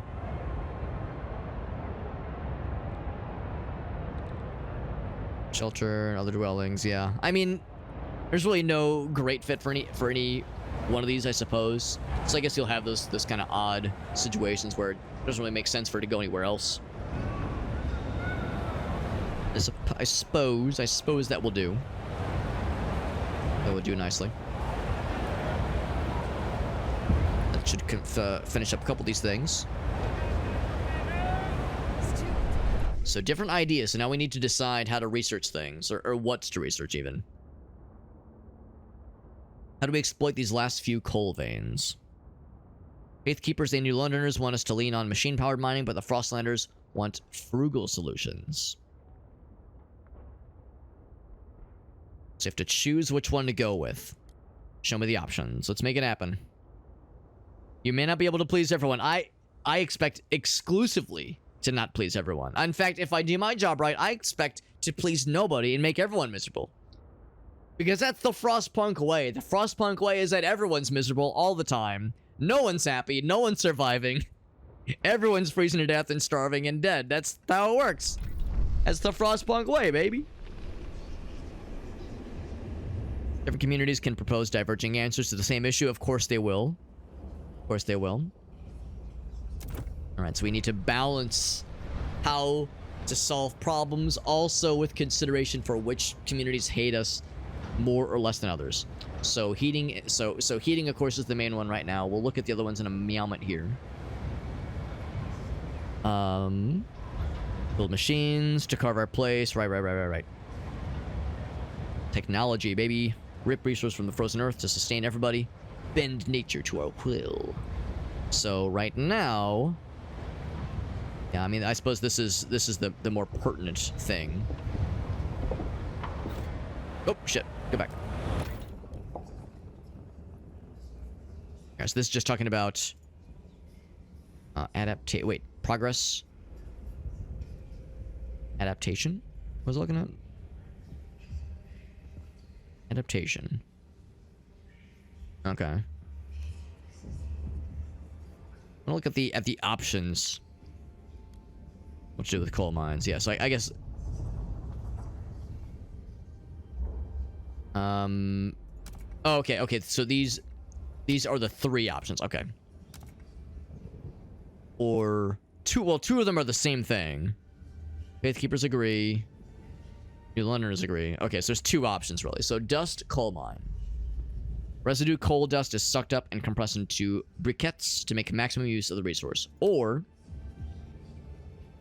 blasting the coal mines.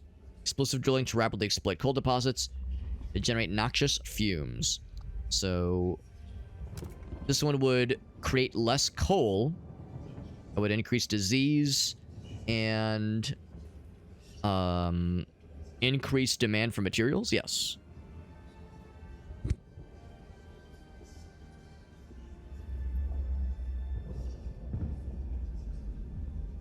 Disease increase the number of people in your city unable to work. Right. Whereas this one increases squalor a whole bunch. I guess that's what like the 3 ticks mean. Yeah, this increases disease by 2 ticks. This increases squalor by 3 ticks. Because of more heavy machinery, poor sanitation. And a lot more material demand. But it produces more coal. And I'm assuming the idea here is that the dust coal mine means that, yeah, it has a greater workforce requirement. Cost, actually looks like they both cost 80 heat stamps and 40 prefabs.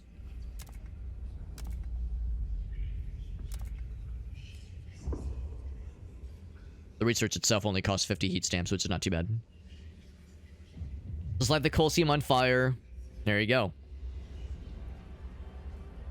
Everyone is upset together. That's right. It unites us. It unites us. The misery brings us together. Miseryness is close to godliness or something like that. So 400 upkeep for this one, 300 upkeep for this one. I mean, I'll admit I like the idea of making maximum use of the resource. Like this one sounds nice. When it comes to being able, since this, we're gonna like, obviously, we have finite resources to go through. I like the idea of making sure that we're making use of as much coal as possible. That being said, this would be a generally more agreed upon approach to the fix. More people would like this idea. It would be more expensive. Well, it wouldn't be more expensive in the long run. I'm worried about the squalor detriment. The material demand. What is my material situation right now? And the squalor situation. Thought that was a grenade icon. It's not a grenade, it's a vase, but I thought it was a grenade. So materials is bad. It's very not good. Shelter is okay. There was a measure of squalor that I saw at one point.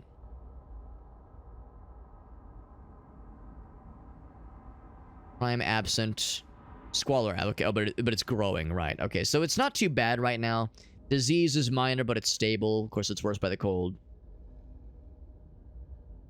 Maybe I should just look at it that way. Be like, well, you know, Squalor's not too bad right now. So maybe that's like the less scary issue. Whereas disease is already present. Maybe we should look at it that way. What do we have for raw materials? We have...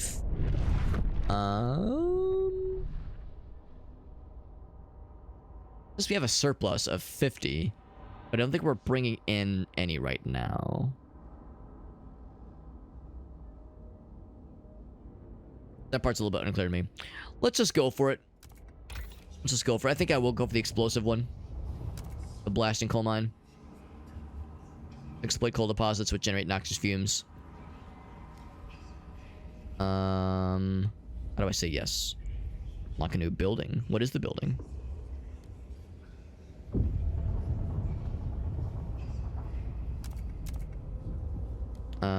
Research. Oh, there we go.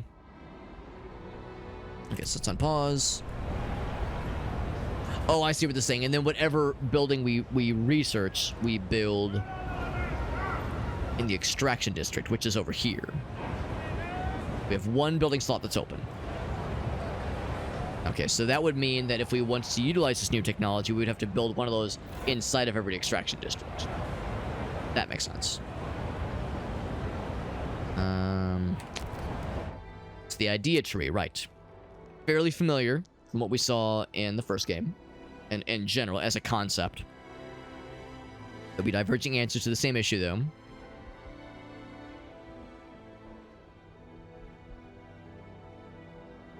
Okay. More institutes increase research speed, but they gain... Oh, okay. So you'll get diminishing returns by building more institutes. You can also rush the researchers.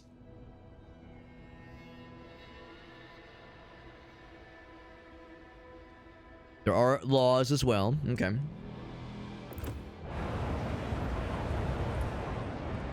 don't think we have the law stuff yet. I presume that'll make itself known fairly shortly here. I guess I need to click some of these just to like, because it was saying like you have some unread tutorials, so I probably should take a quick perusal through a few of these. So we know about the different factions. We know that there's going to be several of them in this game, as opposed to a single measure of trust and discontent that we saw in the first game, which is to say a single measure from like one general group of people. Factions originate from communities that share some of their beliefs. I wonder if new factions can like crop up over time. Communities focus on one aspect. Factions are radicalized and better organized. Okay. Factions will propose extreme or radical ideas. They'll engage in disruptions such as rallies or protests. Oh wow, so it gets involved. Inspect and familiarize yourself with the factions. Fervor measures how many radicals are active within a faction, which increases tension. Can even lead to violence, civil war. Oh boy. This game is detailed.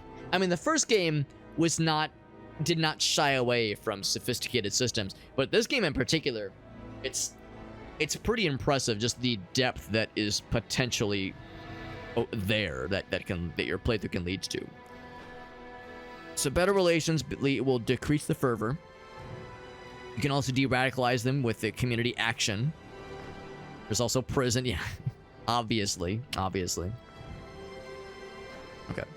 So communities, right, this is more of a general cluster of people. A clussy, if you will. Okay. That's fairly simple. Generator is probably a fairly... Yeah, I think we have a general idea of how this will go based on the tutorial, the prologue. There's coal at first, but there's other kinds of fuel. You can generate different kinds of heat. Or different amount of heat, I suppose. Okay. Once you have a surplus, there's a golden color, right, which makes sense. There's the overdrive, which is again familiar from the first game, but it can malfunction, right, once it fills up. Oh yeah. All too familiar. Construct buildings inside of districts, right, based on their supply, or based on the capacity, building slots and such.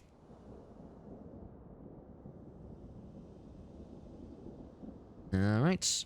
Buildings can improve base output, and reduce other problems. It can also cause problems by increasing grime and squalor.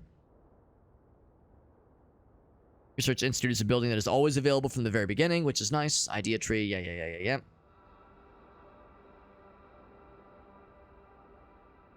Some buildings unlock abilities. Right, that's familiar. A few more. I think we already know about frost breaking. I think we're pretty good on this one. That showed it from the tutorial.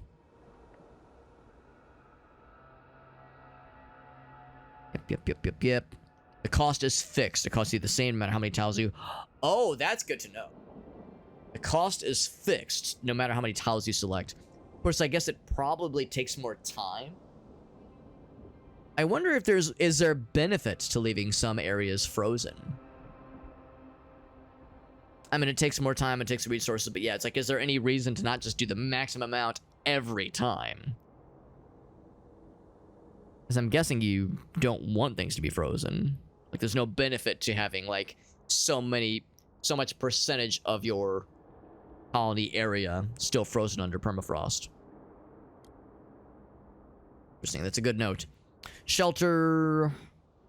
Not provided, cold will rise in the city, right. Well, housing districts in the right place, in proximity to each other, or in places that are sheltered from the cold, from the elements. So the kinds of shelter. Yep. So I think most of this is otherwise fairly obvious. Polluted air, overwhelming dirt and filth and growtiness. There you go. There you go. Arso says, by the way, I found something weird, Alex. You know I do love weird stuff. I need more materials to meet the demand, basically.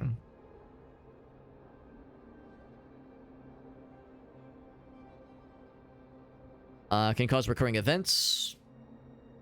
Things wearing down, which need repair. Sounds like we should go ahead and actually start building some material generation then.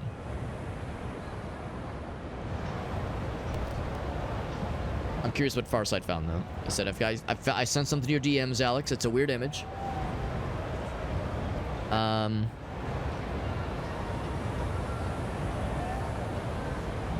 Alright, so I will confess, I don't know if I understand the significance of this image. I might need to enlist other people. Wait, is it a, Yeah. It just occurred to me, you said you're in a lost for words. I don't know if I recognize the pattern. I thought it was like, oh, it's the extra splinters. Okay. Okay, I see it. I do see it, yeah. I was just looking at the big pieces. I was like, well, I can see some, but like, aren't there other ones? But no, I see it now. It's the smaller splinters, yeah. Yeah. That is, that's a stretch. That is quite the stretch, but it's more of a reach. It's more of a reach than just a stretch. Thank you though, Farsa. Thank you. I don't think I would. I don't know what I would do had you not shown me that information. If you wouldn't have shown me that information, my life would not be the same. What's up, Whale? What's up, Whale? Yeah. I suspect that was intentional on Whale's part. He said, "I can get his ass back. I can get his ass." So we were talking about stuff. We were talking about some raw materials. So let's go ahead and start breaking some shit once I get to those raw materials. Actually, looks like some of them have already been... Oh, never mind. I'm full of shit. Just this district to build access to Frostland. So I can't... Oh, that's one's already frostbroken. Oh, okay. Never mind. So in that case, it would have to be a extraction district, right? Yes.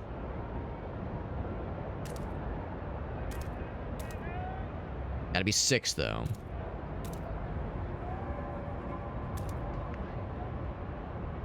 Actually, let's do this.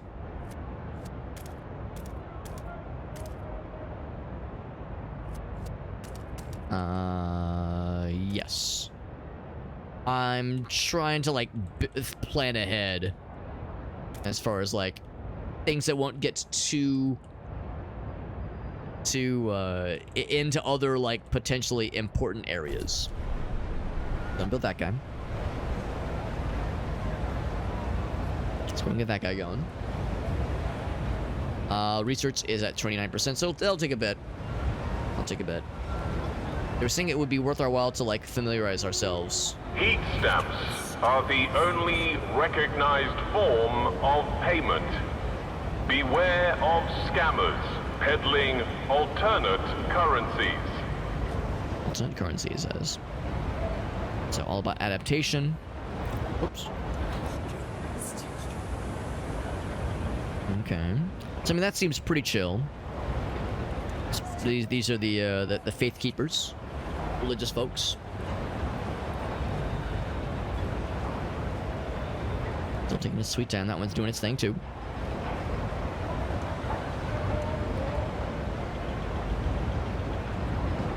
I don't know if there's like any downside to doing this. I mean, maybe I should. There's probably like a cooldown for it.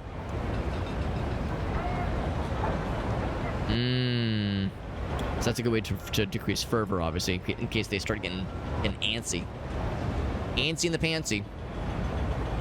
All about tradition, quality, progress. Yeah, all sounds great. All sounds great. All good in the hood. These guys are all about progress as well. That's just their emblem. All about technology. So these guys will probably frequently be at odds with the Frostlanders. That one's ready. So now that will help with our materials situation. Alright. Alright. People are getting sicky. Deacon Grace, 51, the priestess. She's praying to the generator. Is revered and beloved by the Faith Keepers. Alright, good to know. Just keeping that in the old back pocket of knowledge.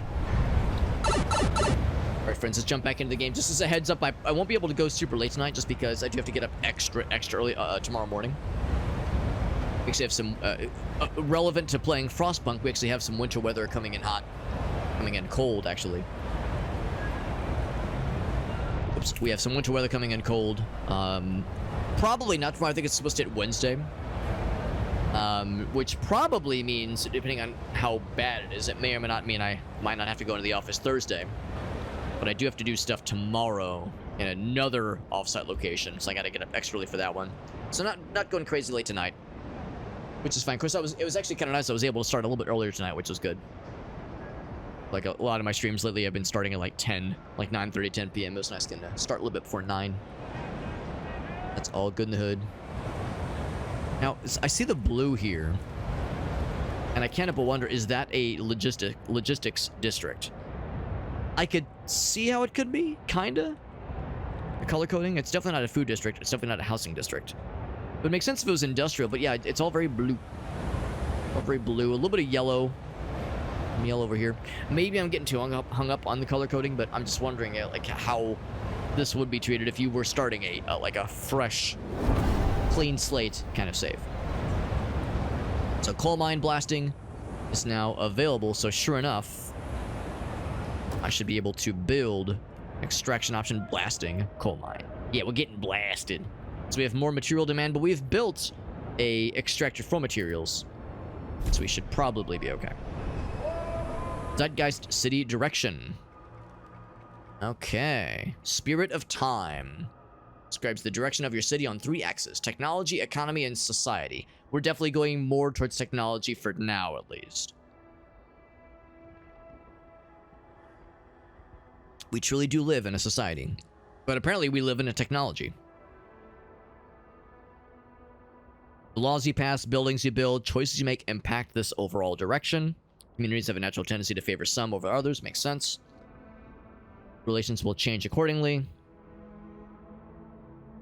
So trying to keep everybody happy and also, make decisions that you feel good about. Dissent can tear your city apart, though. I do not doubt it. More ways for things to go awry. Just what this series needed. You know, this game is too feel-goody, touchy-feely, cozy, ooh-woo. This game needed more misery. More sources of ways to get fucked. We should build another housing department. Or expand our housing in some way. And the best way might be just expanding this guy. Now, maybe I'm jumping the gun here, but it just seems like a reasonable way to do it. I'm gonna kind of take it upon myself. Just kidding, I need a frost break. Oops, wrong button. Yes, indeed, frost break. 1, 2, 3, and I same kind of thing here. It's almost like maybe there's no reason to not just go ahead and full hog that shit. Some frozen resources out here. I could so number 1. Cousin runs marathons, sponsored by Nike. Damn, that's awesome. That's awesome, Chavo. Yeah, and he's right. That is badass. Please That is have your tickets absolutely a good job, Worthy. when boarding. That's awesome, buddy. Ran a 5K, you didn't die. That's awesome, man. Congrats and well fucking done.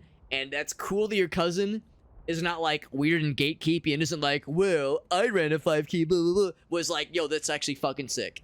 So that is, I'm with Farsa. That's no small achievement. That is awesome, man. That's really awesome. Can I offer you a nice egg in this trying time? Yo, I would love a nice egg in this trying time. Although, well, you raise a good point because yes, obviously the prices of eggs the price of eggs in particular have been weird for a while, and they've over the past like, I don't know, month or two have like started to get more weird, and it's only going to get worse, right? We all know it's going to get worse before it gets better. But the weird thing with all that is that I'm not buying eggs right now because we don't have a functioning kitchen. Our kitchen is in a mild state of being under construction because of a renovation project that we're having done right now. And so we don't have a functioning kitchen right now. We don't have an oven or a stove or a stovetop. So I haven't bought eggs in like a month. And I mean, if there was ever a time for me selfishly to like, you know, be not in egg mode right now, this is it. But what else are you gonna shove up your booty hole, El Gaso? That's where you're mistaken, El Gaso. Remember, I'm a hobbit. We lay eggs. Eggs come out of our butt. We don't put them up our butts. Unless like it's from someone that we really trust, you know, like really, really trust. So anyway, I know it's a common misconception. Leftover fried rice. That sounds wonderful. Egg fried chili crisp boil. Oh baby, shock value. That sounds amazing. Did you bring enough for the rest of the class? Sounds amazing. Whale has done the equivalent of a 5K. Yeah. I've done like what's a 5K? Is that like fuck, I can't. I'd have to look it up. I'd have to look up how many miles. What's the imperial equivalent of a 5K? I don't think I've ever run the equivalent of a 5K. I don't think I've ever. I think that's like.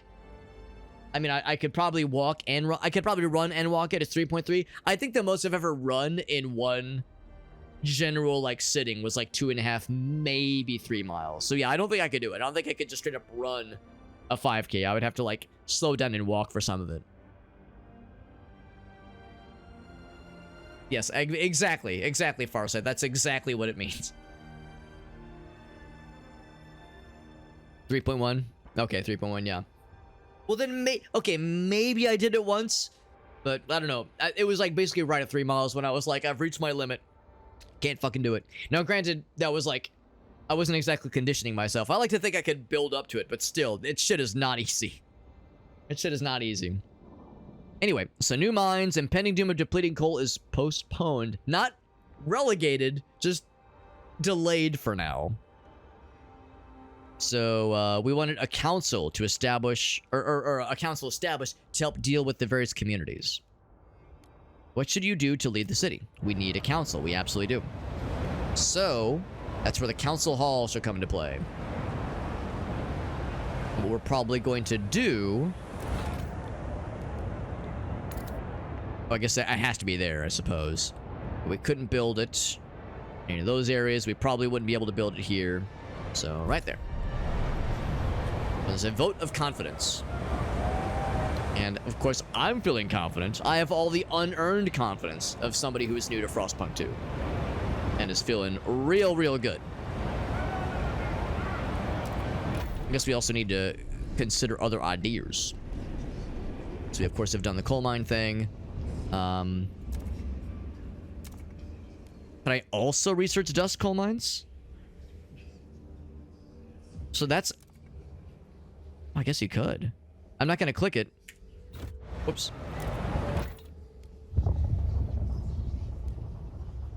Well, it doesn't really highlight... Hold on, let me go back. Oh, yeah. Well, that's actually kind of nice. So if I wanted to, if we wanted another option, we could go for the other option. So that's actually kind of nice, at least for the time being. We haven't seen evidence of that moment where you have, like, choosing one option excludes the other one.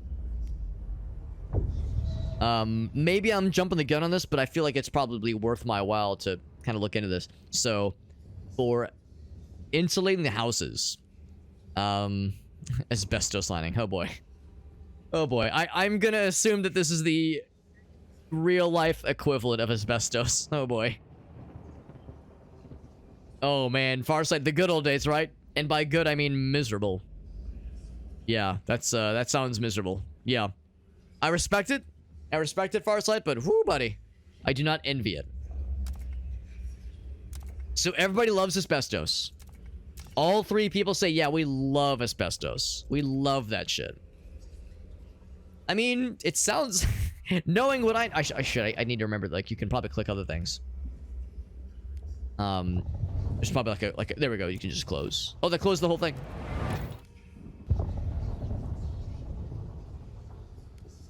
Yeah, you can just click outside of it. 75 oil supply before we can get to generator upgrades. Yeah, researching it just costs some of the stuffs. Advanced coal mines. So now that's where you have diverging ideas. I'm assuming that going for the asbestos option will give us more heating options, insulation options for later on.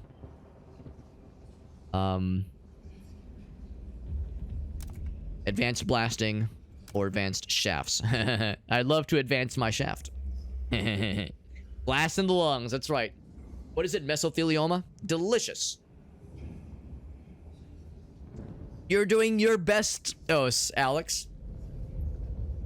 Very good, Will. Yeah, guys, I'm a fan of, I use Android OS, I've used iOS whenever I'm handling Gracie's phone. I've never heard of Asbest OS. Crickets. I do one of those, tough crowd, geez, tough crowd. But what's the deal with these airline food? What's the downside here? So more material demand. And that's it. This is going to be a horrible squalor increase, but much more coal generation. So way more squalor. We're talking tier 4 squalor. That shit will be awful, bad, and not good. Which would actually make me... Oh, but it requires steam cores. They all require steam cores. Okay, in that case, I probably shouldn't go out of my way for that one. Steam cores are something entirely different. We need access to Steam. But I'm playing this game from Steam. We need access to oil. Even oil supplies. I wonder if it's like, if I should hold off on doing these. It will require provide a passive bonus. Let's just go for it. Let's just go for it. Might as well. Might as well. Like in the first game, you basically always wanted to be researching. I'm wondering if there's something similar in this game. Or maybe it's a good idea to do so. We got Blink. What's up, buddy? It is very different. It is very different. I'm liking it. I'm liking it. I don't know if I like it more or less in the second game, but I do like it. But the difference is significant. Now, granted, the story mode is maybe why it feels so different. Maybe that's why. Because the story mode in the first game, you start with a clean slate. You know, a tabula rasa, right? But in the second game, you start with an existing colony, kind of, sort of. But you have to build up. Yeah, there's a lot you have to build up, obviously. Because you're picking up where the first game's, like, generation basically ends. So you're picking up where that leaves off. But I do like it, though. And boy, are my arms tired. That's right. Is this peasant edition? I don't know. I mean, it's definitely not easier. It is a whole different world of complexity. But it has smoothed over some things from the first game. So there's a couple things that are simplified, but it's almost like it simplifies certain things from the first game to make room for a bunch of new complexity and new depth, which is great for people that really love to sink their teeth into this kind of thing. This is, I would say, it much like the first game, this still feels outside of my comfort zone and outside of the usual games that I would typically play. But I can appreciate what feels like. To me, it seems like a pretty natural, like next step for the series. I can see why some people would maybe say they prefer the first game, just because the systems are quite different. But as far as like where things would go next, I think this kind of makes sense. But anyway, first council session. So, because yes, we've built the council hall, we've made some decisions, we've done some research. The Faith Keepers are the only organized faction right now. They have strong opinions, right? They claim the captain had a godly view of society built on progress, equality, and tradition. The other two communities have differing opinions when it comes to economic and social issues, but they themselves are at odds with each other. There are those who view the Faith Keepers with contempt for their role in New London's history, but they keep to the shadows for now. Interesting, interesting. Open the session. Are they gonna agree to keep me as the steward? Let's find out. Did you like it, Bearded Blake? Yeah. I think that's where I'm at as well. I think I'm with you on that one, Bearded Blink. Yeah, I think I like it more. I think. But this is only session 1, whereas we did 3 sessions of Frostpunk 1. And, you know, session 1 of Frostpunk 1 looks real different from session 3, where you, like, by that point, you're really feeling the vice grip of the hand that holds your nuts as it really gives them the old squeeze. The old squeeze. So, vote of confidence. Should they keep us? If this vote fails, then they will fucking execute me on the spot and shower me in piss. Finally! I mean, oh, that'd be terrible. I definitely don't want that. Anyway. So, we are tolerated right now. So, we're unproven, but we've done some stuff where they tolerate us. For the New Londoners, that is. Faith Keepers. Oh, wait, hold on. Oh, this is just like general stuff. Okay. I thought that was the measure of just the one group's view of us. The old dick twist.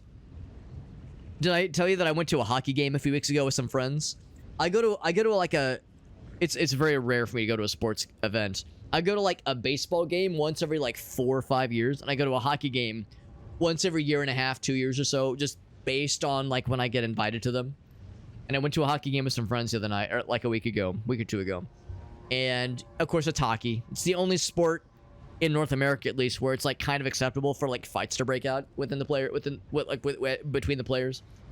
And it's, to be honest, I don't love that. I don't really love like that like everyone gets really all excited and like kind of cheers when people start fighting in that game. It to me kind of takes away from what the sport should be about. It feels like, I know it's an unpopular opinion, but I'm not a big fan of the fights in hockey.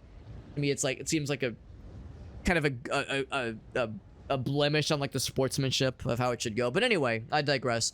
When that kind of thing breaks out, you know, the crowd fucking explodes. Everyone gets so excited about it. And at least at first, but then like 10 seconds afterwards, it kind of quiets down. And I noticed there was like an opportunity and I of course wasn't going to do that because I probably would have I would have gotten escorted from the premises. But for me to have that opportunity when it gets kind of quiet and go, grab his stick and twist it, and just see if anybody would react. Give him the old dick twist from the fucking, because it's not like we were up close to the ice. We were fairly far back, so the idea of just from the fucking peanut gallery, grab his dick, it would have been. I never did it. I never actually did it, but the thought entered my brain. Some people have a kind. I mean, that's the thing. Because I'm not really much of a sports guy. I'm not exactly. I don't exactly have much authority. Oh, I have no authority, but I definitely don't have much like skin in the game here. So it'd probably be different if I was more of a sports guy. If I gave a shit really. But I don't know. It's just something I'm just not a big fan of, just in general. Anywho, so yeah, talking about the New Londoners, the Faith Keepers. Right, just tells us that they comprise 45% of the city, which is a substantial amount. That I think they are the most well-represented group. This one group. Evaluate technology. Right. City development efforts. They seek to pass city development efforts, community service. Cool. Whereas the Faith Keepers, they're like very organized. Very, very organized, yeah. The None of These thing. It's a funny thing that I love to joke about. I mean, I don't usually just like openly discuss my wife and I's sexual conquests, but yeah, I'm with you, Shock Value. It's not my favorite either. It's not my favorite either. It's nothing. In all fairness, I've never tried it. In all fairness, I've never tried it, but I have no desire to. I have no desire to. Okay, so in this universe, the previous captain did indeed establish the Faith Keepers as a faction, as an honest-to-goodness faction. So we know about the three things they want. They like city development, they want supported quarantine when disease starts happening, and they like family apprenticeship for childhood. Nothing jumps out as me as being weird. When things are good, they will have serenity sermons to decrease tension and hold evening prayers. Good. Frostlanders, 43%, which is still a pretty good chunk, by the way. Still a pretty good chunk. What's up, Tony? You like the first game? This game is quite different. I don't know if you might have heard me say a little bit earlier. I'm liking this game, and I think, gun to my head, which do I prefer? I'd probably say maybe the second game, maybe. The tricky thing, though, is I played the first game. I never did beat the first game. We streamed 3 sessions of the first game over the past few weeks in anticipation of playing this one. Streamed about 3 sessions of the first one, and I liked it, but after a certain point, I think the general grind and just misery of the game started to get to me, and I kind of lost interest. But the systems in the first game, I think, are pretty solid. But I think I might like the systems more in this game so far. But I'm only a few hours into our first session, so it's kind of hard to say. But the systems are quite different. I'll say that much. The systems are quite different. And if you wanted Frostpunk 1, but more, this might be... The number of left turns this will hit you with, might be a bit much, at least at first. But if you like just like the vibe of the first game, and you wanted something with like a similar amount of complexity, but just different things are complex, because they smoothed over some things. They made something simpler, but that was not to remove complexity. They made something simpler to make room for a whole bunch of new shit they added to the game. Some people like the new shit, some people don't, but I'm enjoying it so far. I'm enjoying it so far. You can tell we're very much new to the game. Whoops. I forgot to actually click the thing. Yeah, pass the vote of confidence. There we go. That happens here in the council. So they vote in 10 weeks on their own, or I can make the vote happen now. 74, so here we go. So we have 4 guaranteed people that say, fuck this guy sucks. 74 of them say, maybe I would, maybe I won't. So we got a lot of swing voters. Ain't that some shit? That's how this always goes, at least in North America, in the United States. Swing voters determine everything. That's how it goes here. For better or for worse. For better or for worse. What else been enjoying some Monster Hunter Wilds? Has it been enjoyable, Monster Hunter Wilds? Or has it been, I'm sorry, enjoyable Ball Vice Constriction? Because I know it's fairly early in its release, right? 2/3 people don't even bother. Oh, in real life or in the game? Because in real life, yes, absolutely shock value, which is a whole another can of worms. And then there's Jython. I actually don't think I know what Jython is. Hold on, I'm gonna click this. It is a Java Python. Oh, okay. I was gonna say, I was like, I've never heard of this, but I wasn't sure if it was real. Like, is this real? Chat, is this real? Okay, it's the beta. Gotcha. Oh, okay. I was gonna say I didn't think it was out yet. So what I should probably do is wait for a bit. I should probably wait for a bit, because if I vote now, it's kind of a coin flip. No, they're more likely to be positive. More likely to be positive. Yeah, delegates. Yeah, voting in 10 weeks, or maybe we should negotiate. Try to influence the way they vote. So, of the people that are in the middle, in the hesitant group, mostly hesitant. Faith Keepers are down for me. These guys are mostly hesitant. So yeah, really, obviously this has the most to gain, I would say. Mostly hesitant, mostly, yeah. So I would say, oh, let's negotiate then with the New Londoners. It's like a session of Congress over here right now. Helldivers 2, that's a game I keep looking at. Every time it goes on sale, I'm always like, I might. The problem is not money. The problem is not, like, interest. The problem is just time. I just don't have time to play it. So, part of it is that I don't know if I would stream it. So, that's the big thing. It's like, it would probably be more relegated to playing off-stream. But I just don't really play games off-stream as much as I would like to. So, that's like, it's a game I keep, like, looking at, but it's like, man, I just don't know. So I keep like hemming and hawing on it, but maybe someday. So what would it take for these guys to like me? So vote of confidence. My terms, they vote for me. Or wait, they vote for passing the law during the next vote. Passing the law. Well, we're not voting for laws, we're voting for whether or not to keep me around. So I'm not sure. Yeah, or I could say vote against the thing that's next. Yeah, so I don't know if passing the law is what I'm looking for here. Look at this guy. Maybe there's more to understand here. Laws contingent. Right. Yeah, this makes sense. This is like a special session right now.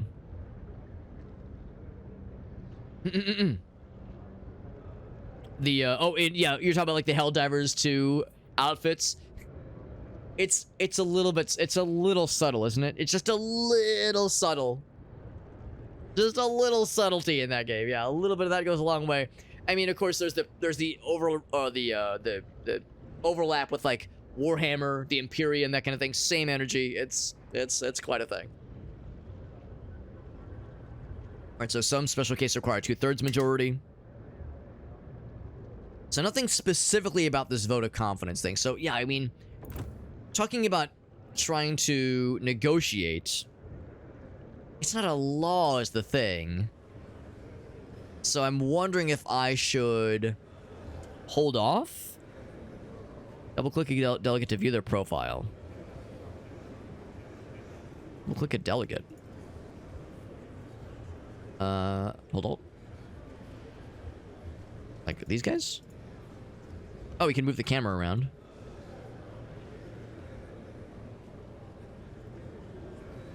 I still don't see anybody I can double click. Can I zoom out? I can zoom in.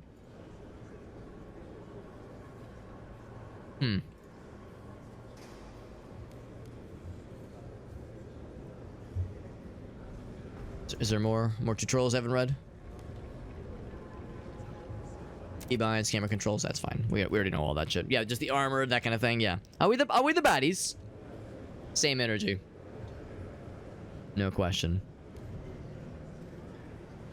Tutorial, but yeah, negotiations. A vote passing. Okay, so maybe I'm wrong. Maybe it's not just for laws.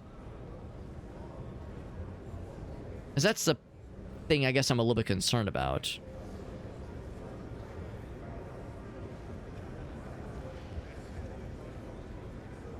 Okay. So if I say, hey, New Londoners, vote for the next thing, and it does say vote of confidence here, so maybe this will apply towards what we're looking at here. So this would be an obvious one. Relations improve. We could say, let's get the advanced blasting coal mine. I was considering doing that one. But I haven't committed to it. It just says fund projects. I guess the idea here is that it's not guaranteed what exactly the project is. What the projects will be. Maybe this is like just a community action. So it's something that like they will like I guess I'm funding them to do something, like to build something up themselves. Machine-centric shifts. This one actually sounds legit. It's a law. I guess we haven't looked at the laws yet.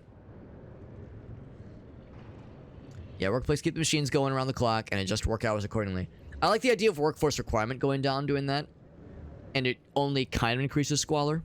The nice thing here is it doesn't necessarily commit the blasting it, blast coal mines. Especially because we don't have any steam cores. So I feel like this would not really be worth necessarily. So this one's, I would say either of these. Let's just go with this one. And now we've got a lot more going for us. And I'm assuming it just needs to be a 50%. Probably not a 2/3 vote because it's not a whatever the the special rule is. Let's make the vote happen. Alright, so we got enough. In fact, we maybe didn't even have to do that negotiation. Been approved. But there we go.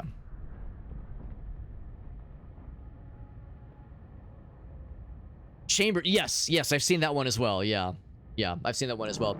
Yeah, I have the thing about my Steam wishlist is that my wishlist is not necessarily like games that I want to like. It's not like I want other people to buy them for me. It's more for me to keep track of games that I think look cool. Like if a game is on my wish list, it's me saying this game looks interesting, or it's been recommended to me, that kind of thing. Versus like just a passing interest. It's more for just my own sake. It's basically before like Steam curator pages were a thing. This was like me having like a based on personal recommendation or games I'm interested in. This is like a kind of a curator page, kinda, but only people on my friends list can view it. There are more challenges ahead, right? This one vein will last so long, right? Gotta explore the Frostland. And find more fuel. So we need a logistics district. New London has its first steward. It's wise for the steward to listen to these New Londoner weirdos, promising them some nonsense. What the heck? So,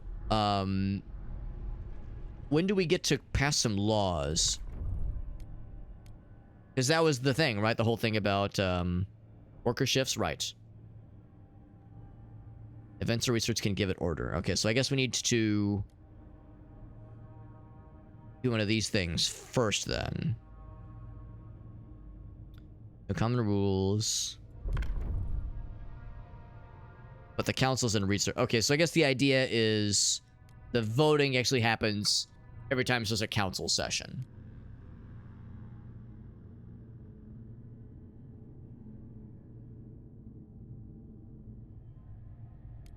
So we can know ahead of time, but I don't think we can sign to these right now. Yeah, councils and recess. This is a thing for later on.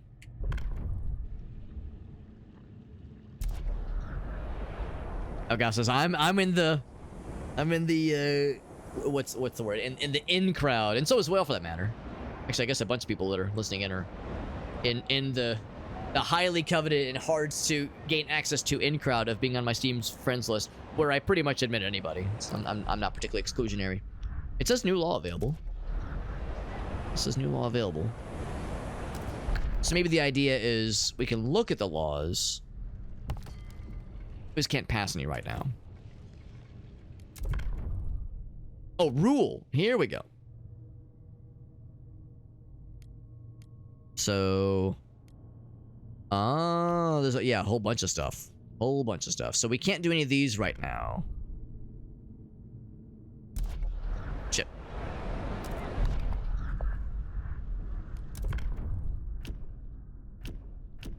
But I guess we could sign one of these. Except, didn't they say rules need the 2/3 majority? Play squads of well-trained, well-equipped guards to put down disruptions, quell, protest, mobilize, watchtower, or guided voting. Declare a motion vitally important, curtailing debate and convincing many wavering delegates to support it.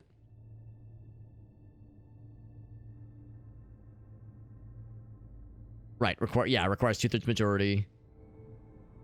Okay, know if I should do this right now, honestly. It's probably fine. I don't think we have to worry about that right now. The research is going. So, an old way station. Need a permanent fuel source outside the city. Then do this research. Machine-centric shifts.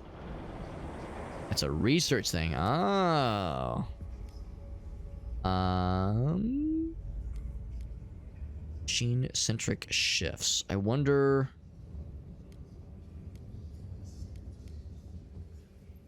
Maybe that will become available once we get the fuel situation figured out. So let's plan for that then. So, then pause for a second so I can kind of zoom out. Permanent source of fuel outside the city. So we have permanent. Here's a permanent source of resources, materials rather, materials. There's food. Here's another perma resource materials thing. There's an old way station. This is the Frostland. Permanent source of food. Another old way station. So there's a handful of those. Coal, abandoned ruins. Yep. So probably this one. If this is all coal, this is all materials, this is all food and material. Like, I would assume that would continue to kind of bunch up like that. So out of all of these, I guess I would kind of lean towards this one. Which I guess means we need to like, be able to reach it first. So I can't just say, build the district. Old way station, the edges of the city. Gotta frost break it and build that shit. Gotta frost break a whole damn path to it. That's right. Makes sense. So right now, I can't do it. Gotta frost break that shit. Alright, well, frost break we shall. The good news, we've already made some progress kind of towards that little area. The quickest as the crow flies... Probably be this way, just like that, straight line. We could do the thing where we kind of like carve a little path that leads through these areas. We might need them eventually anyway. So I suppose that is worthwhile. And the reality is that it's not going to be that much shorter of a path anyway.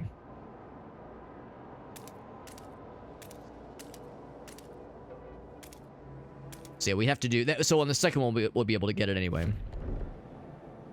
Can I go ahead and initiate the second series of frost breaking? No, I have to wait till that one finishes. That makes sense.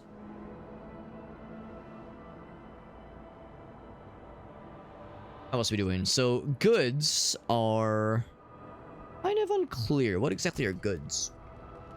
That's more of a luxury thing, okay. Desirable and provide comfort. Nice, it's a nice to have. Goods can be produced out of materials. Just switch an industry to output goods instead of materials. So that's not as much of an issue. Didn't I embark on some expansion operations?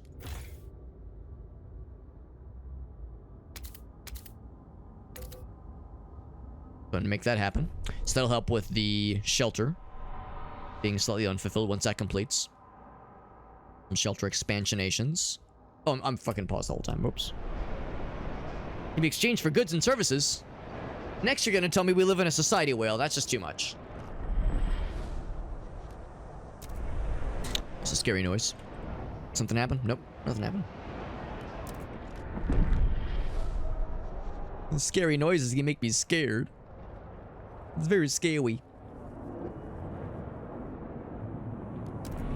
So that should help with the housing situation. And how it helped, but it didn't fully solve it. Let's go ahead and continue with this guy.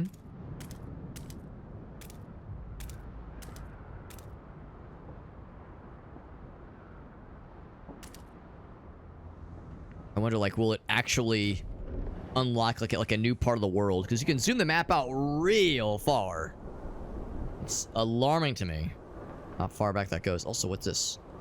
Oh, I guess this is just saying, like, these are areas that we can't see yet. Yeah, because they're tied to these way stations. No way. Way, bro. So do I do another expansion? Expanding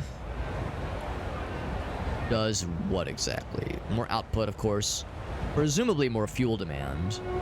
Do not become addicted to heat. Addicted to heat. All furnaces when not at home. There's some materials here as well. Would I be able to expand? Expando, changeo. 1, 2, 3. Easy as 1, 2, 3. Now there are some other things here, aren't there? Yes, there are. So there's maybe some virtue to not expanding super far.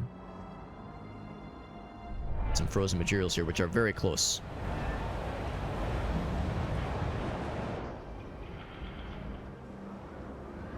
And I think my little operation. Yes, there we go. So I was like, wait, what was I doing? Where was I going? Do what now? Okay, logistics. Gotta be 6. I don't know if I'm gonna regret having it be that far out like this.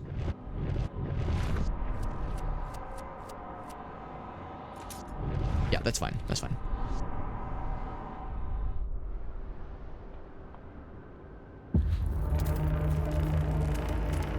Coldest season begins. Not too surprised. Not too surprised there.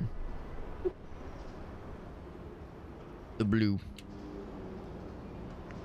Yeah, very transparent Mad Max references, that's right. Addicted to the heat.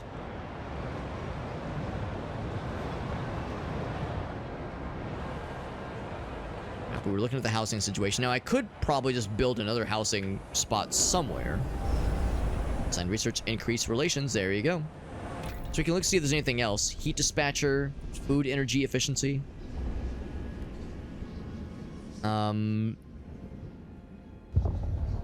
Let's see what we have here. Heat dispatching crowd center, or I'm sorry, control center. Engineering teams monitor and optimize district heating, boosting generators output. That sounds kind of nice, actually. These guys say, no, actuated heat dispatcher is much better. So it has a greater benefit, but there's a squalor cost. Automated actuators to tune up the heating, boosting the generator's output. Makes more groups happy, but of course one of those groups is a pretty small minority. So it would make the Faith Keepers and the New Londoners happy. Seems like there's going to be a lot of instances where the New Londoners and Faith Keepers agree, and the Frostlanders are kind of left in the cold.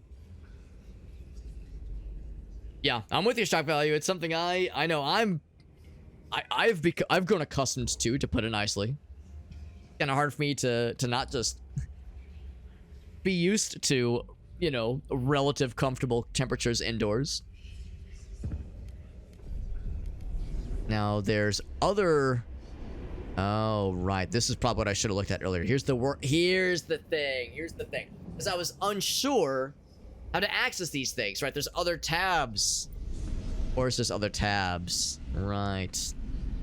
We got Shayna girl. Hello, Shayna. We got Chuck. What's up, Chuck? Hope you're doing well, buddy. Playing Frostpunk 2 for the first time. Man, oh man, the complexity of this game is making itself very known. So it's got to be the worker shifts, right? We're saying either weather adjusted or we're saying machine centric. Adapt working hours to the weather conditions, or we go for this one, which has mild squalor increases. This, of course, unlocks a new law to sign. Go and research this one.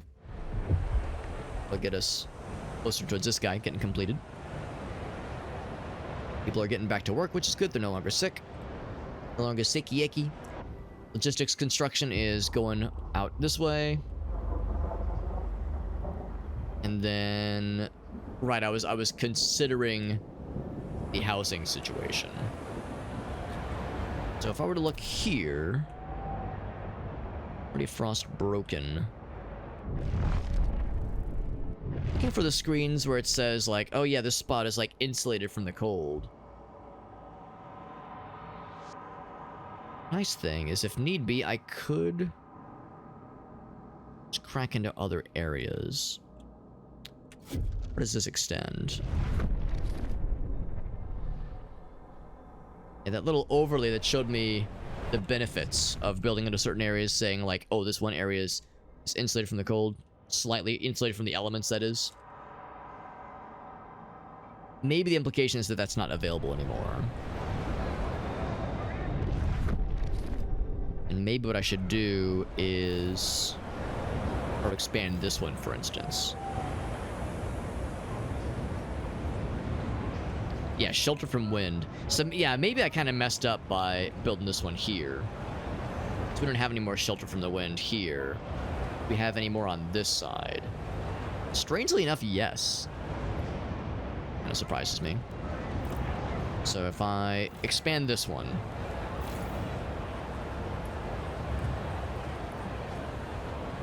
Yeah, I'm surprised that that's shelter from the wind. I'm saying all this is? Are you sure? It seems pretty open, bro. I wish it showed me the other resources. Like in this screen. I wish it showed me that screen when I hold Alt. So yeah, I feel like I'm more inclined to go along the sides. It's weird to me that it says shelter from the wind. It doesn't seem like it should. But, I mean, it would be foolish of me to doubt them. I mean, they wouldn't lie to me, would they? Yeah, this place is already taken. It's outside of available area. Well, let's just go for it. Let's go for it, see what happens. But that seems strange to me. Shouldn't doubt these things. We should just roll with it. And then if we were to do a similar expansion here... Yeah, it still says shelter from the wind. That's awesome, but just very unusual to me.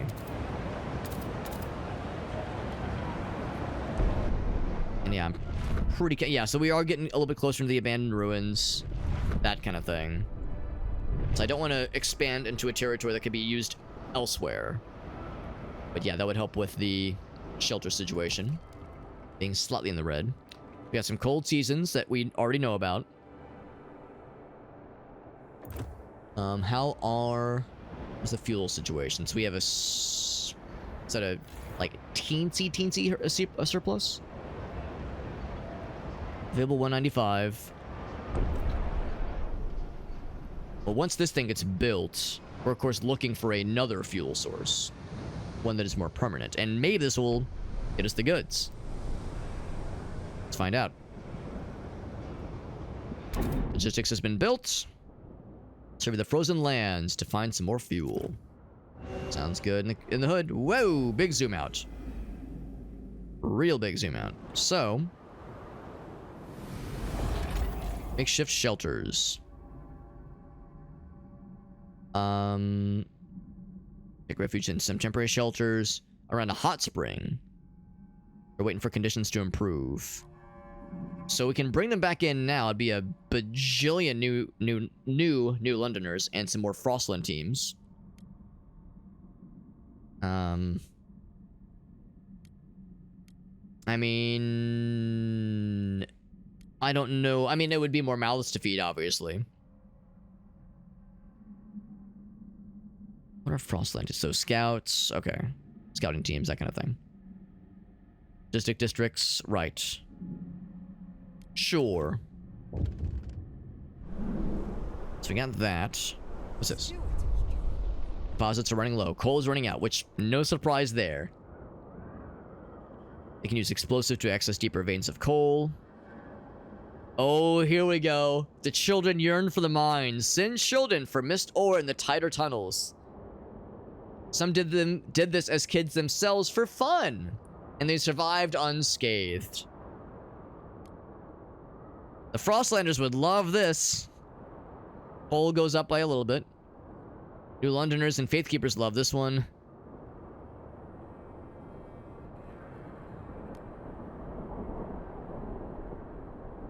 I'm thinking we probably don't want to go for anything drastic yet.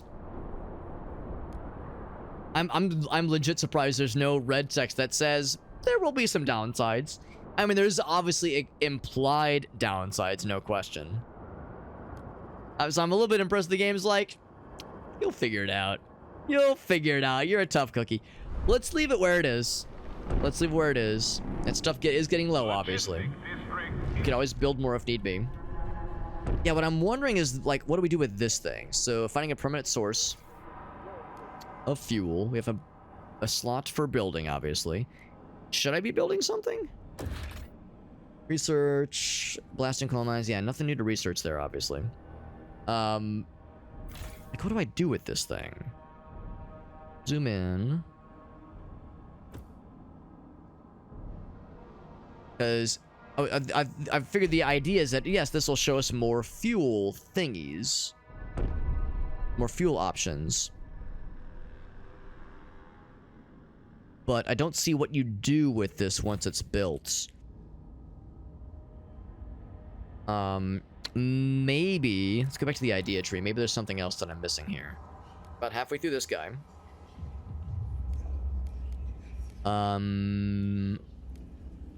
Would it be the Frostland? Logistic bays?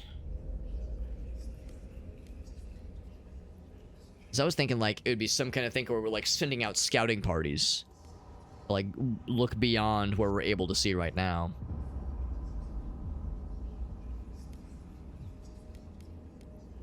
Right now we just have this one. Dispatcher. And a permanent source. Yeah, let's see if there's another little bit here. Access to the Frostland. Here we go. Reach beyond your city. Right, so that's where you build on the way stations. There we go. So that makes sense. That makes sense. Have access to the Frostland. Switch between the Frostland view. Right, that makes sense too.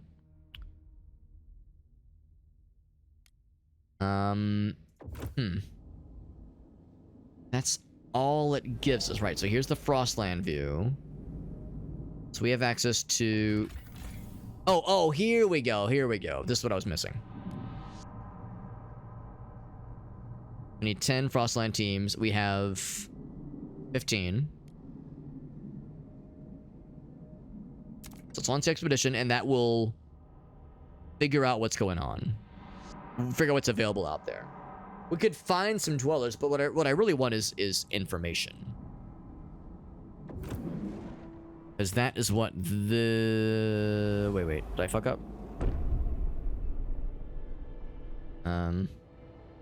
Oh, I did fuck up, potentially. Oh, shit.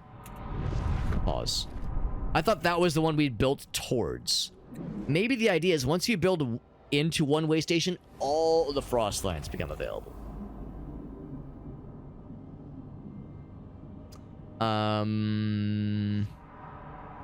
So this one could have a bunch of cool stuff. Frostland. We can't do it right now anyway. We don't have enough Frostland teams. Cores, more prefabs. So yeah, what I'm really looking for is something that will like lead us into more resource or more mineable and ideally more permanent fuel solutions.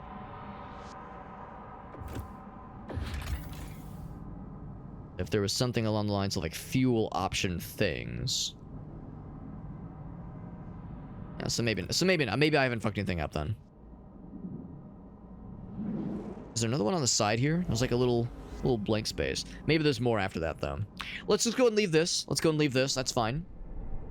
And I think what I'm going to do is let's just go, since this one fuel solution is getting kind of low, let's build another one. And look at this, we have one right here, super easy peasy.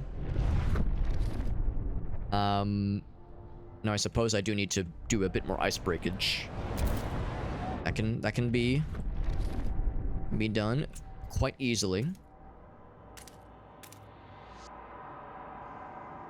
And in fact, since it's the same cost anyway, let's kind of open up some areas around here as well, because that would make for some obvious and convenient expansion along those ways as well. Now we could expand this, in all fairness, but I don't know if you expand onto an existing resource. Would that work, I wonder?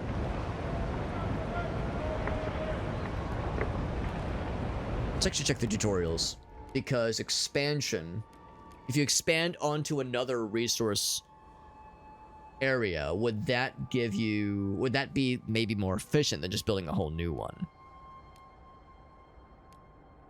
Expanding districts. More efficient than and provide additional building slots.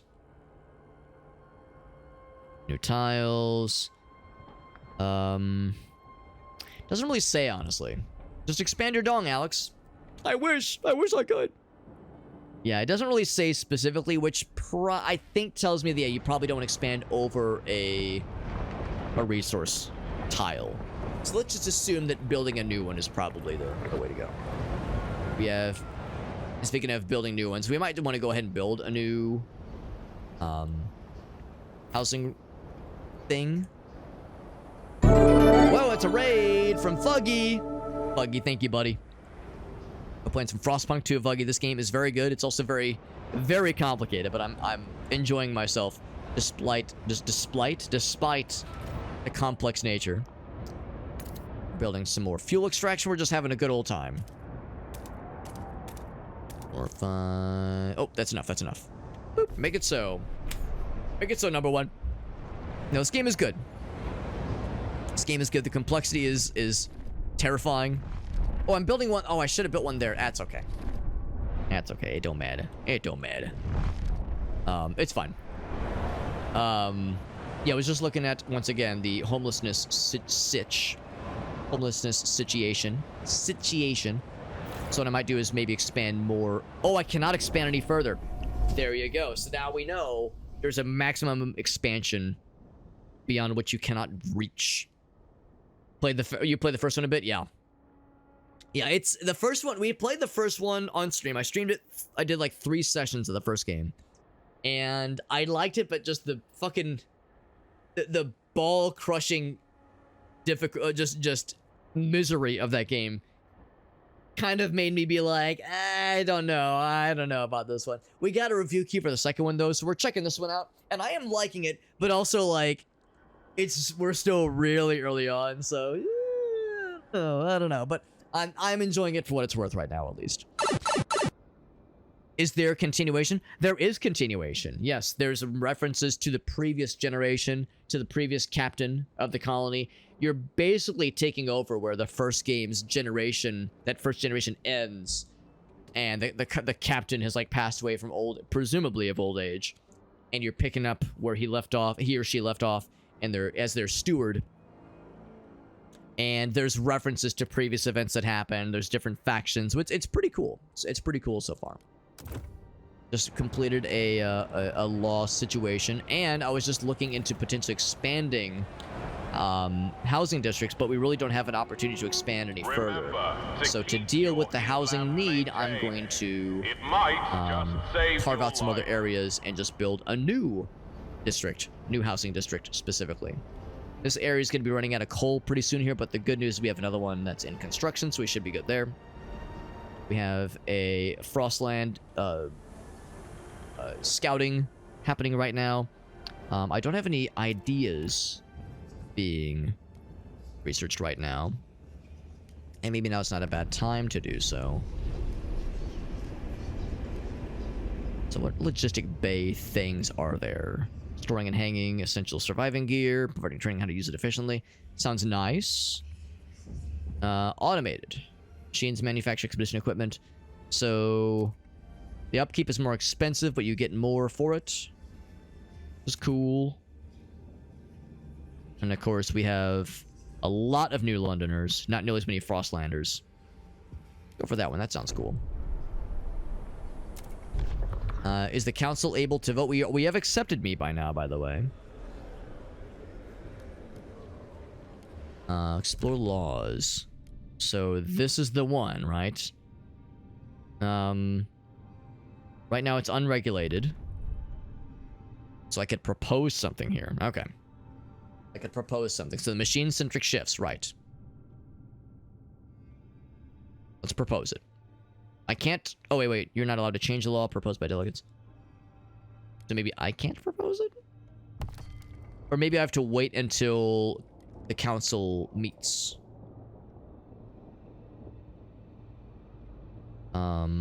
Here's the exploration. Right, threat level. I'm not too worried about that one. Still makes it seem like there's something I haven't read. What if I not read? Do I not know how to read? Makes me sad that you can't just click and... Oh, there, now you can click and drag. You have to, like, click in the middle. You have to click and drag to one of these. I think to think I know how to read by this point. Maybe I didn't like scroll all the way to the bottom. Whatever. Anyway, so change a law proposed by delegates. So then, do I say change proposal? What is the current? Is there a current proposal? Oh, it's already there. Okay. Let's vote. Make it so. And we should have more than enough to make it, because the most populated community is all for it. So that makes that means we fulfilled our obligations, the promising and haggling we had to do with the New Londoners. Let's come home to roost. People of the city, your council has voted. All right. So anyway, so we were talking about where I could build another district of the humans, of the housing specifically. Already taken, obviously. Considering areas that would be... Yeah, well, that's a nice thing, too. It's near an existing housing district. I don't know if it was a wise choice to have two, like, separated housing district thingies. I tell myself it was not the worst idea ever. What I'm almost going to do is see if I can maybe join them. That'd be kind of neat. So maybe I'll do that. Maybe I'll, like, expand this way. So we see housing.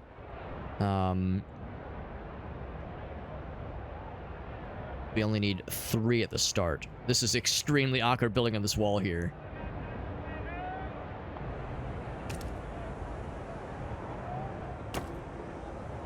Oh, never mind. I'm full of shit. You'd have to do the full 6. So that one doesn't get the bonus to the heat demand situation. Well, I guess that's the thing. That's all... Oh, is it a maximum of 3? Is that what they mean? That is exactly what they mean. So even if I were to continue building... Oh, maybe they mean, like, you just get that benefit just for free.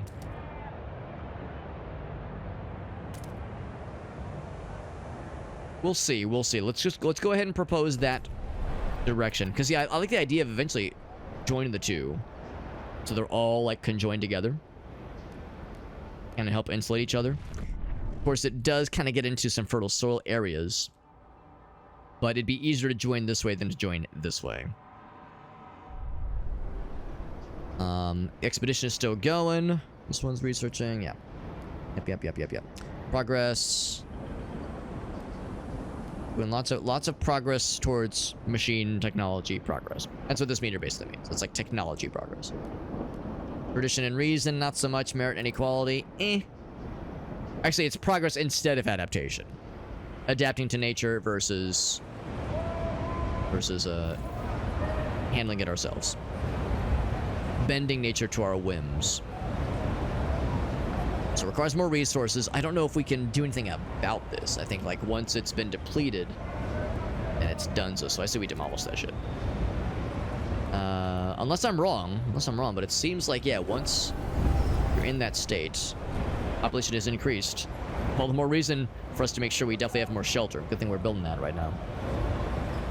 Yeah, so you can't, like, replenish those things. Let's go ahead and just get it out of here. Get it out of here. Exit. But, of course, we did have this guy. We can go ahead and build the big boy. I'm going to go ahead and indeed build the big boy. Last and coal mine. Bam. We can also expand this if we wanted to. And you know what? I think I will. Although I might wait for that to finish its deconstruction. I think that'd be the easiest thing to expand. We'll do that. Oh, a couple things happening. City grows, population growth. Everyone just fucking popped out 14 babies all at once. Simultaneously, even the dudes. Exclusively the dudes. Right out the penors. Rise in influx of settlers. That would do it. I see. And then over here. 12-year-old street urchin, Sue Miller. Got her a governess like she's going to be a duchess or something. Oh boy, here we go. They try and wife us tonight. We'll put razors on and say we'll cut out their eyes. Jesus. Lack of law regulating childhood is causing tension. You don't fucking say. we should do something about that. Maybe we should do something about that. So let's look at the laws. Now, I guess I can't propose anything right now. Yeah, childhood, yeah.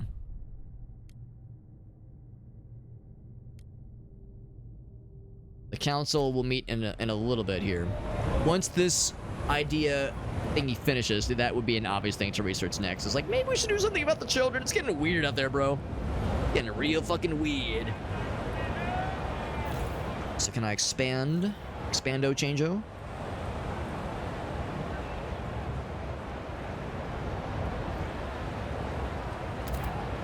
I'll just expand like to where we are right now. And then we can expand a little bit more in this direction as well. It's getting deconstructed. That's getting built up.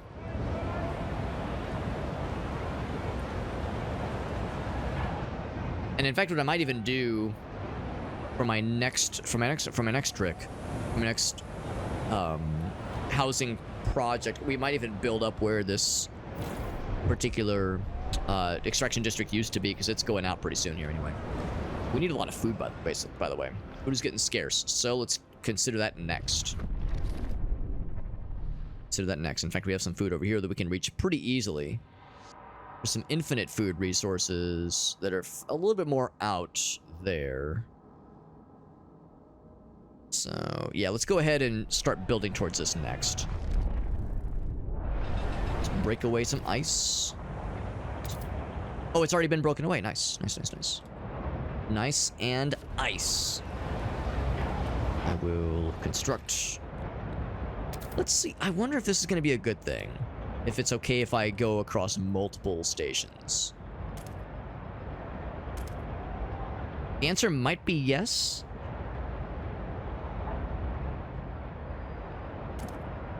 Let's see if that's okay. I assume it would be. I assume it would be. But we've never tried that before.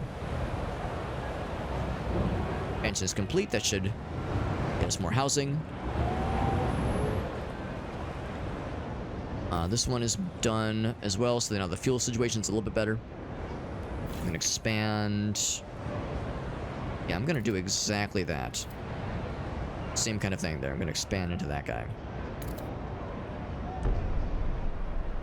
The idea of more things to pull from. It makes sense, honestly. A district that reaches over multiple resources like that. Check the seals on all doors and windows regularly. Expansion? No, not expansion. Excursion? Expedition. There we go. Expedition. That's the word. Frozen Bay has been explored.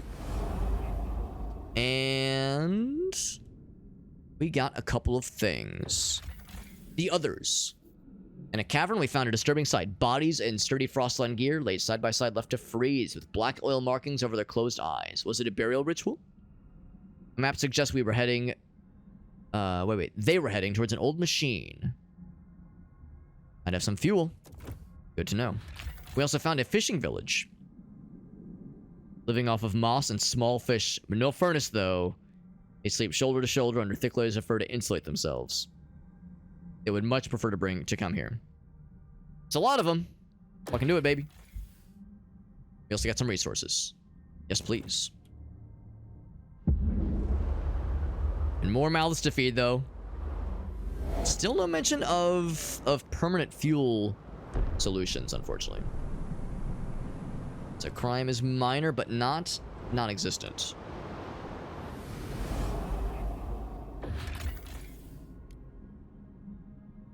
Oh, this is an outpost. Oh, okay. They're producing food for us. This is an IC. I could flag it? No, I cannot. We just say IC. Automated logistics bay. Something been proposed. I kind of want to deal with the children being weird. Propose a law.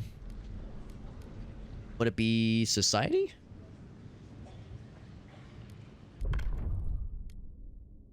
City. Rule? No. There's one that specifically... Oh, here we go. Childhood. Yeah, no common rules.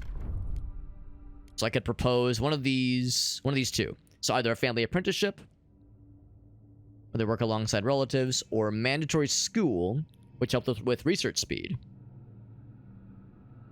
I'm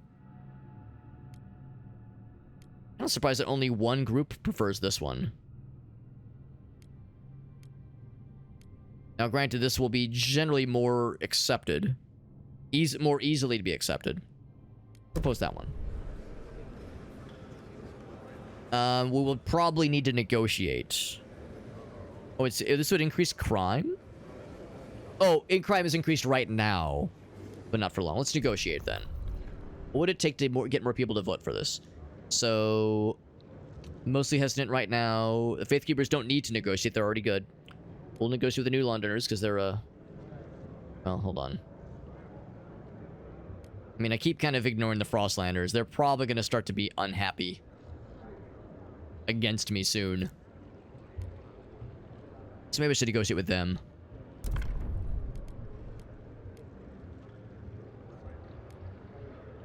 So let's see. Condemn the Faith Keepers, basically. Condemn the Faith Keepers. That'll make them like me. Or expedition support. Everyone must aid expeditions by helping them prepare for their journeys. Isn't that the one that I... wasn't I already working on that one? Or maybe that was research.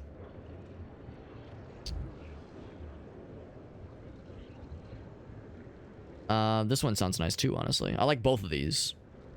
They're both laws. Expedition support. That one. So that should do it. Let's do the vote. We have enough. So the children are not going to be fucking stabbing each other and shit like that. The votes Fucking obliterated that vote. My god. There we go. So expedition support. Yeah, isn't that what we were researching?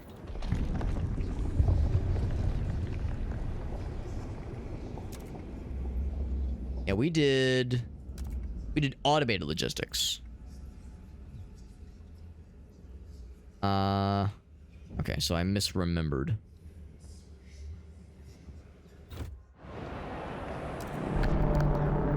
So it's a law. Thunder City, yeah, okay, here we go. So we need to... I need to do something to make this available, don't I? Go back.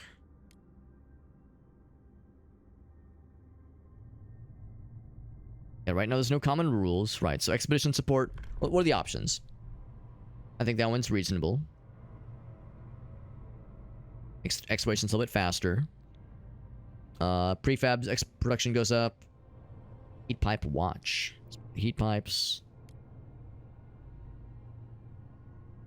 Okay. Yeah, probably this one, but I can't propose it right now. I think just because we just enacted something, so we have to like wait for the cooldown, I suppose. I don't think we have to research something to have that become available though. Speaking of research. Yeah, maybe I should look at this. Right, so some things are locked behind other like milestones being reached. We did the worker shifts, of course. Scouts headquarters. Let's start. Oh, hospitals. There's a youth. Hospitals probably wouldn't be a bad idea. Yeah, probably not a bad idea. Probably not. Would cost a lot of heat demand, of course. Recovery hospital versus regular hospital. Recovery hospital would only really make the Faith Keepers happy. No one else shares this idea. Maternity wards, rehabilitation facilities. I mean, that sounds great. Let's be real. Like, that would really help with disease, really help with population growth. Like, that's just awesome. But it's expensive. This would only help with keeping disease out.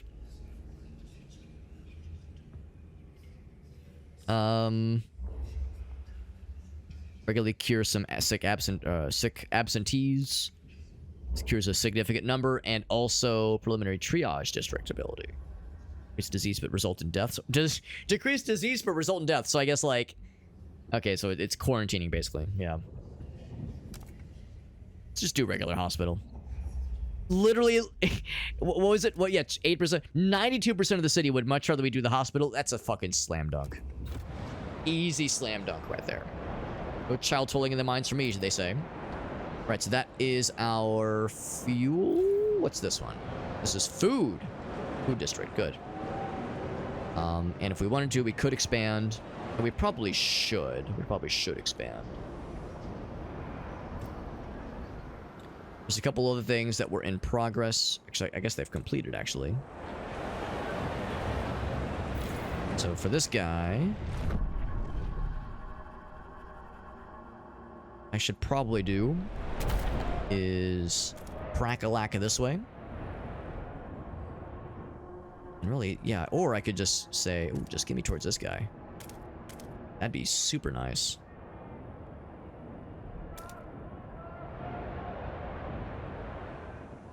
Yeah, that'd be, so I can reach that one. That'd be really nice. Because this one will eventually run out, obviously. So that'll help with the people, or the food situation. Housing continues to be something we are still kind of lacking. But to that point, I could just say 1, 2, 3. Oh, sure.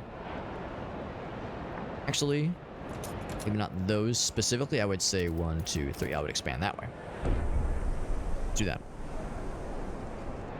And then what's this? Fishing Act. Oh, right. Fishing Village. Are there more tutorials? Relations. Relation.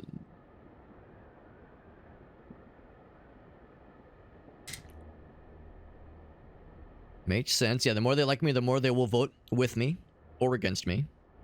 If they dislike me. Impacts the overall trust. Right. And if the trust drops that low, then they'll execute your ass.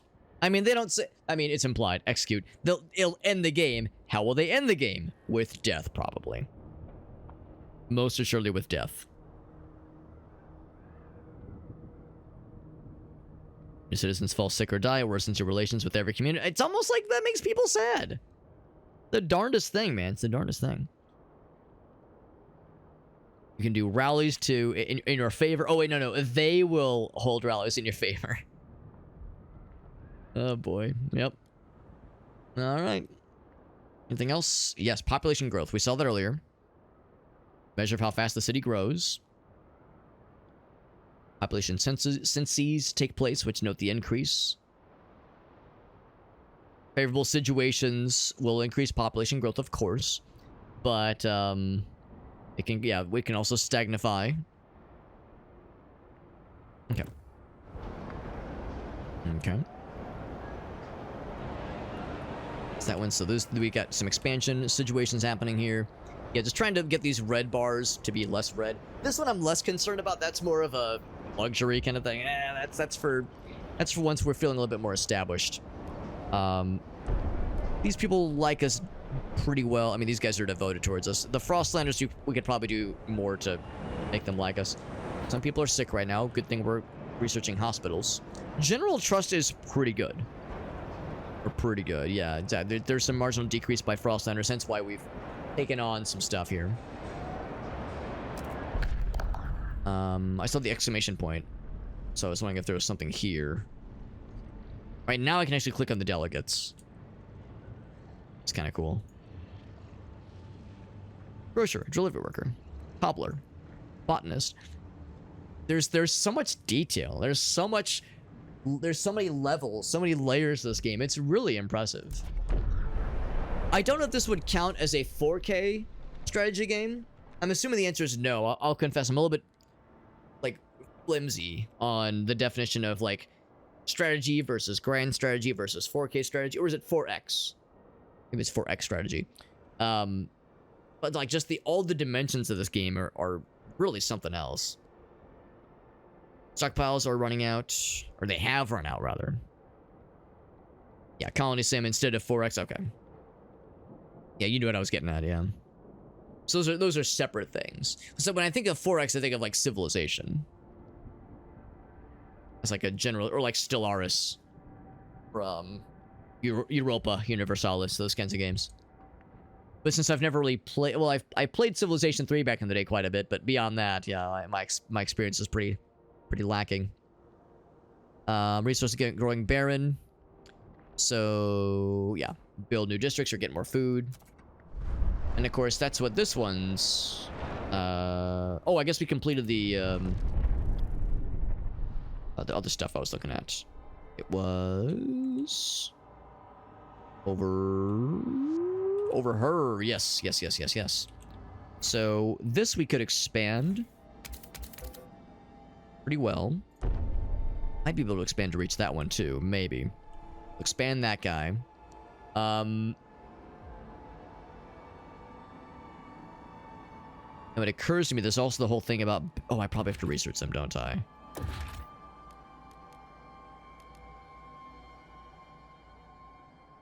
Oh, maybe I need to build one of these things. Can't afford anything huge right now. Yeah. We're getting pretty low on the heat stamps. Now that will generate over time. It's probably not terribly... It wasn't terribly surprising we would eventually hit that as a... hit that as a... what's the word? As a limiting factor. A crime... I thought I already looked at this one. Right, no surprise there. No surprises there. Expedition support. So we have 5 weeks or 35 weeks, and this will reconvene in 5 weeks. Going on. Explore, expand, exploit, and exterminate. Right. Yeah. Yeah. So yeah, there's no combat in this game, obviously. So grand strategy. Oh, cool. I did not know that, Elgas. That's very helpful. Thank you. Yeah, the Paradox games. Yeah. When I think of grand strategy, I just assume Paradox, but I don't know if that's necessarily true. It does make sense, though. So I cannot build the stockpiles. Crime is becoming an issue because of goods scarcity. So, due to relations with faith keepers, they conduct sermons to soothe the populace needs tensions. That sounds nice. So maintain their approval in order to keep that up. They only signify 8% of the populace, but they have a lot of what's the word? A lot of like sway. They have a lot of they hold a lot of power and a lot of political weight. Just with what they're able to do, what the services they provide. As long as they stay devoted, then we'll have that tension being decreased. Right. So goods being scarce, of course, the big one is food, which we're working towards. I'm not sure if this is going to be enough, though. So it helps. It helps. Can I expand more? No, I cannot. So what I would probably do next is build one there if I can. And the answer is yes, I can. Not enough tiles to finish the district.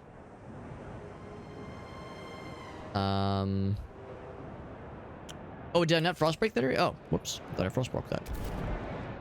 I did frostbreak it. What? So yeah, this is already frostbroken, yet I cannot construct onto there. Not enough tiles. Huh. Maybe it has to be like so far away from... It's a little bit odd. Well. Of course, really, the only food area... Well, of course, there's some food areas over here that are fairly close by. It'd be really nice to be able to kind of dive towards this guy, though. Already kind of carved out a little space there. I mean, there's nothing else. Hold on. Yeah, maybe... I don't understand. Very strange.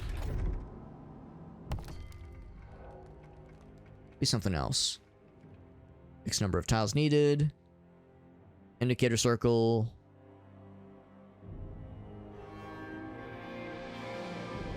Shows how many tiles you have to still have to click. Right, that makes sense. Double tiles are white. That makes sense too.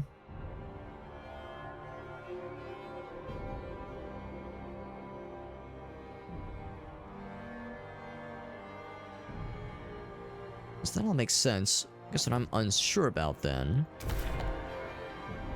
is, so I've already Frostpunk in this area. Why can I not...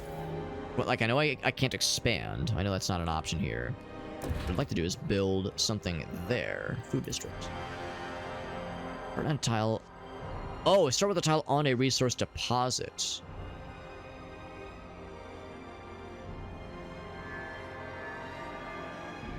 Guess I never noticed that detail. So did I not open this one? Yeah, I did open this one up. That has a resource deposit.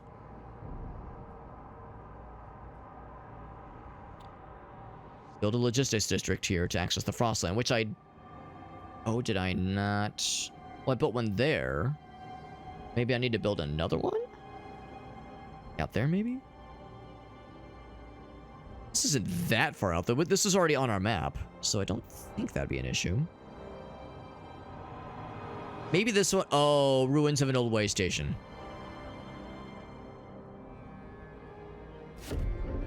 Oh, so maybe it would be a logistics district. No, it wouldn't. Next is that food then.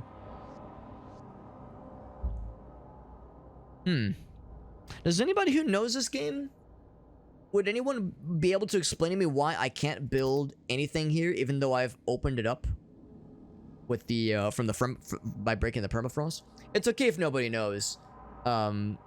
Just kind of curious, and it's not a deal breaker. It's weird to me. But clearly, this is like a special rules kind of thing here. This fertile soil here. Oh, there it is. There's our answer.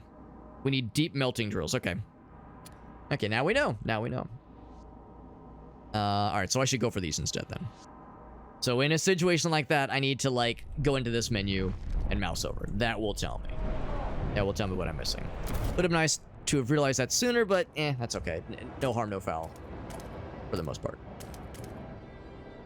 Except for the shame of not knowing something. It's fine. Let's go ahead and crack all of it open. That'll help us get to more food. We've expanded as much as we can. Housing is still kind of tricky. I can do no more expansions of this housing. And one door closes. First crack. Faithkeepers are doing their monthly processions. But a number of Frostlanders don't want to leave their doors open. Don't want strangers barging into our homes, he says. Well... Frostlanders won't like it. This will make everybody mad.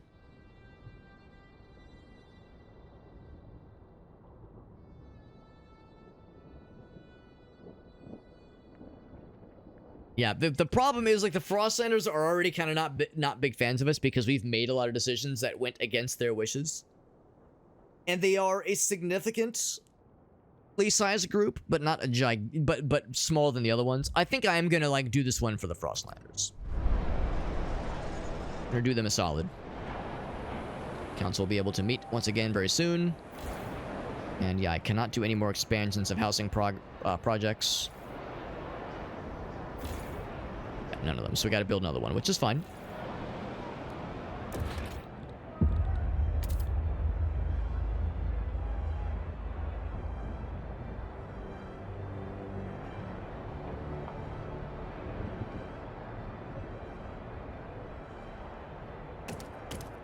It's a problem though, yeah. It's like it has to be interconnected, right? Yeah, it has to be interconnected, yeah. So I feel like I'm less inclined to go for that one, honestly. 1, 2, 3, 4, 5, or oh, there's double. 6. Can I do more? No, I cannot. That's good. And then that one's still doing the frost breaking, but we're getting there. Something else. Crime in the city. Look at that guy. That guy's got criminal written all over him. The crime is becoming a problem. Scarcity of goods is driving people to go to desperate measures. Watchtowers and prisons might become necessary at some point. Okay. Now, this is available. So we'll say city. Let's go ahead and do for this one. Go for this one.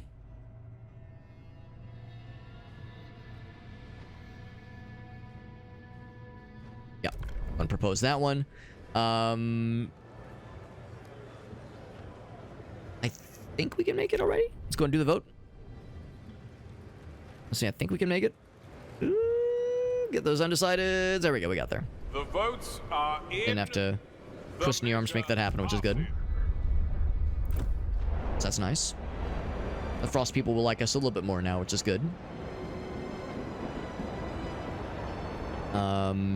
This crime thing is yeah, the goods scarcity. So, population size. Attention, citizens. A new law is in effect. Well, we're gonna talk about crime things. Not enough heat stamps. Oh, for really any of these, is there? Yeah, so we need to wait for a bit to get some more heat stamps. And now we're starting to hit that point where you have to make some tough decisions. What do you prioritize? What do you handle first? When they're talking about the scarcity of goods, I thought they meant scarcity of food. But I see what they mean. Yeah, these goods. And I was really thinking this was not as big of an issue. But now I think I see what's happening here. The good scarcity is a big part of it for sure. But an even bigger part is just having a big, just having a lot of population, just a lot of people. So guard squads would be the next thing, but it has to be researched, I think. Okay, so we got some more monies. City, society. But yeah, watchtowers. So we have a couple of options. There's the patrol watchtower and then just the standard watchtower. What's the difference here? This one has a better positive effect and no negatives. There's got to be some catch here. For a large number of guards optimized. I mean, sounds like a slam dunk, honestly. You know, it just has more shield icon, which shield is good. Crime goes down by 2 ticks. This is a more popular option. Only the Faith Keepers would really appreciate this one. What's the catch? There's got to be a catch. This is just better, but when one person just likes it a little bit more. Go for it. It's a less popular option, but I think I'm willing to kind of use some of that goodwill as a bartering chip here.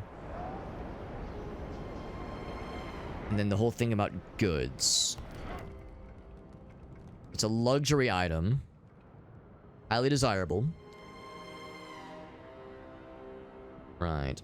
Produced out of material districts. You have to switch them. Goods instead of prefabs. We don't exactly have a giant amount of prefabs, so what I'll probably instead want to do is do another, or I guess I could even expand. I cannot expand. I need more heat stamps. So wait a little bit on that one. That'll help us get more goods.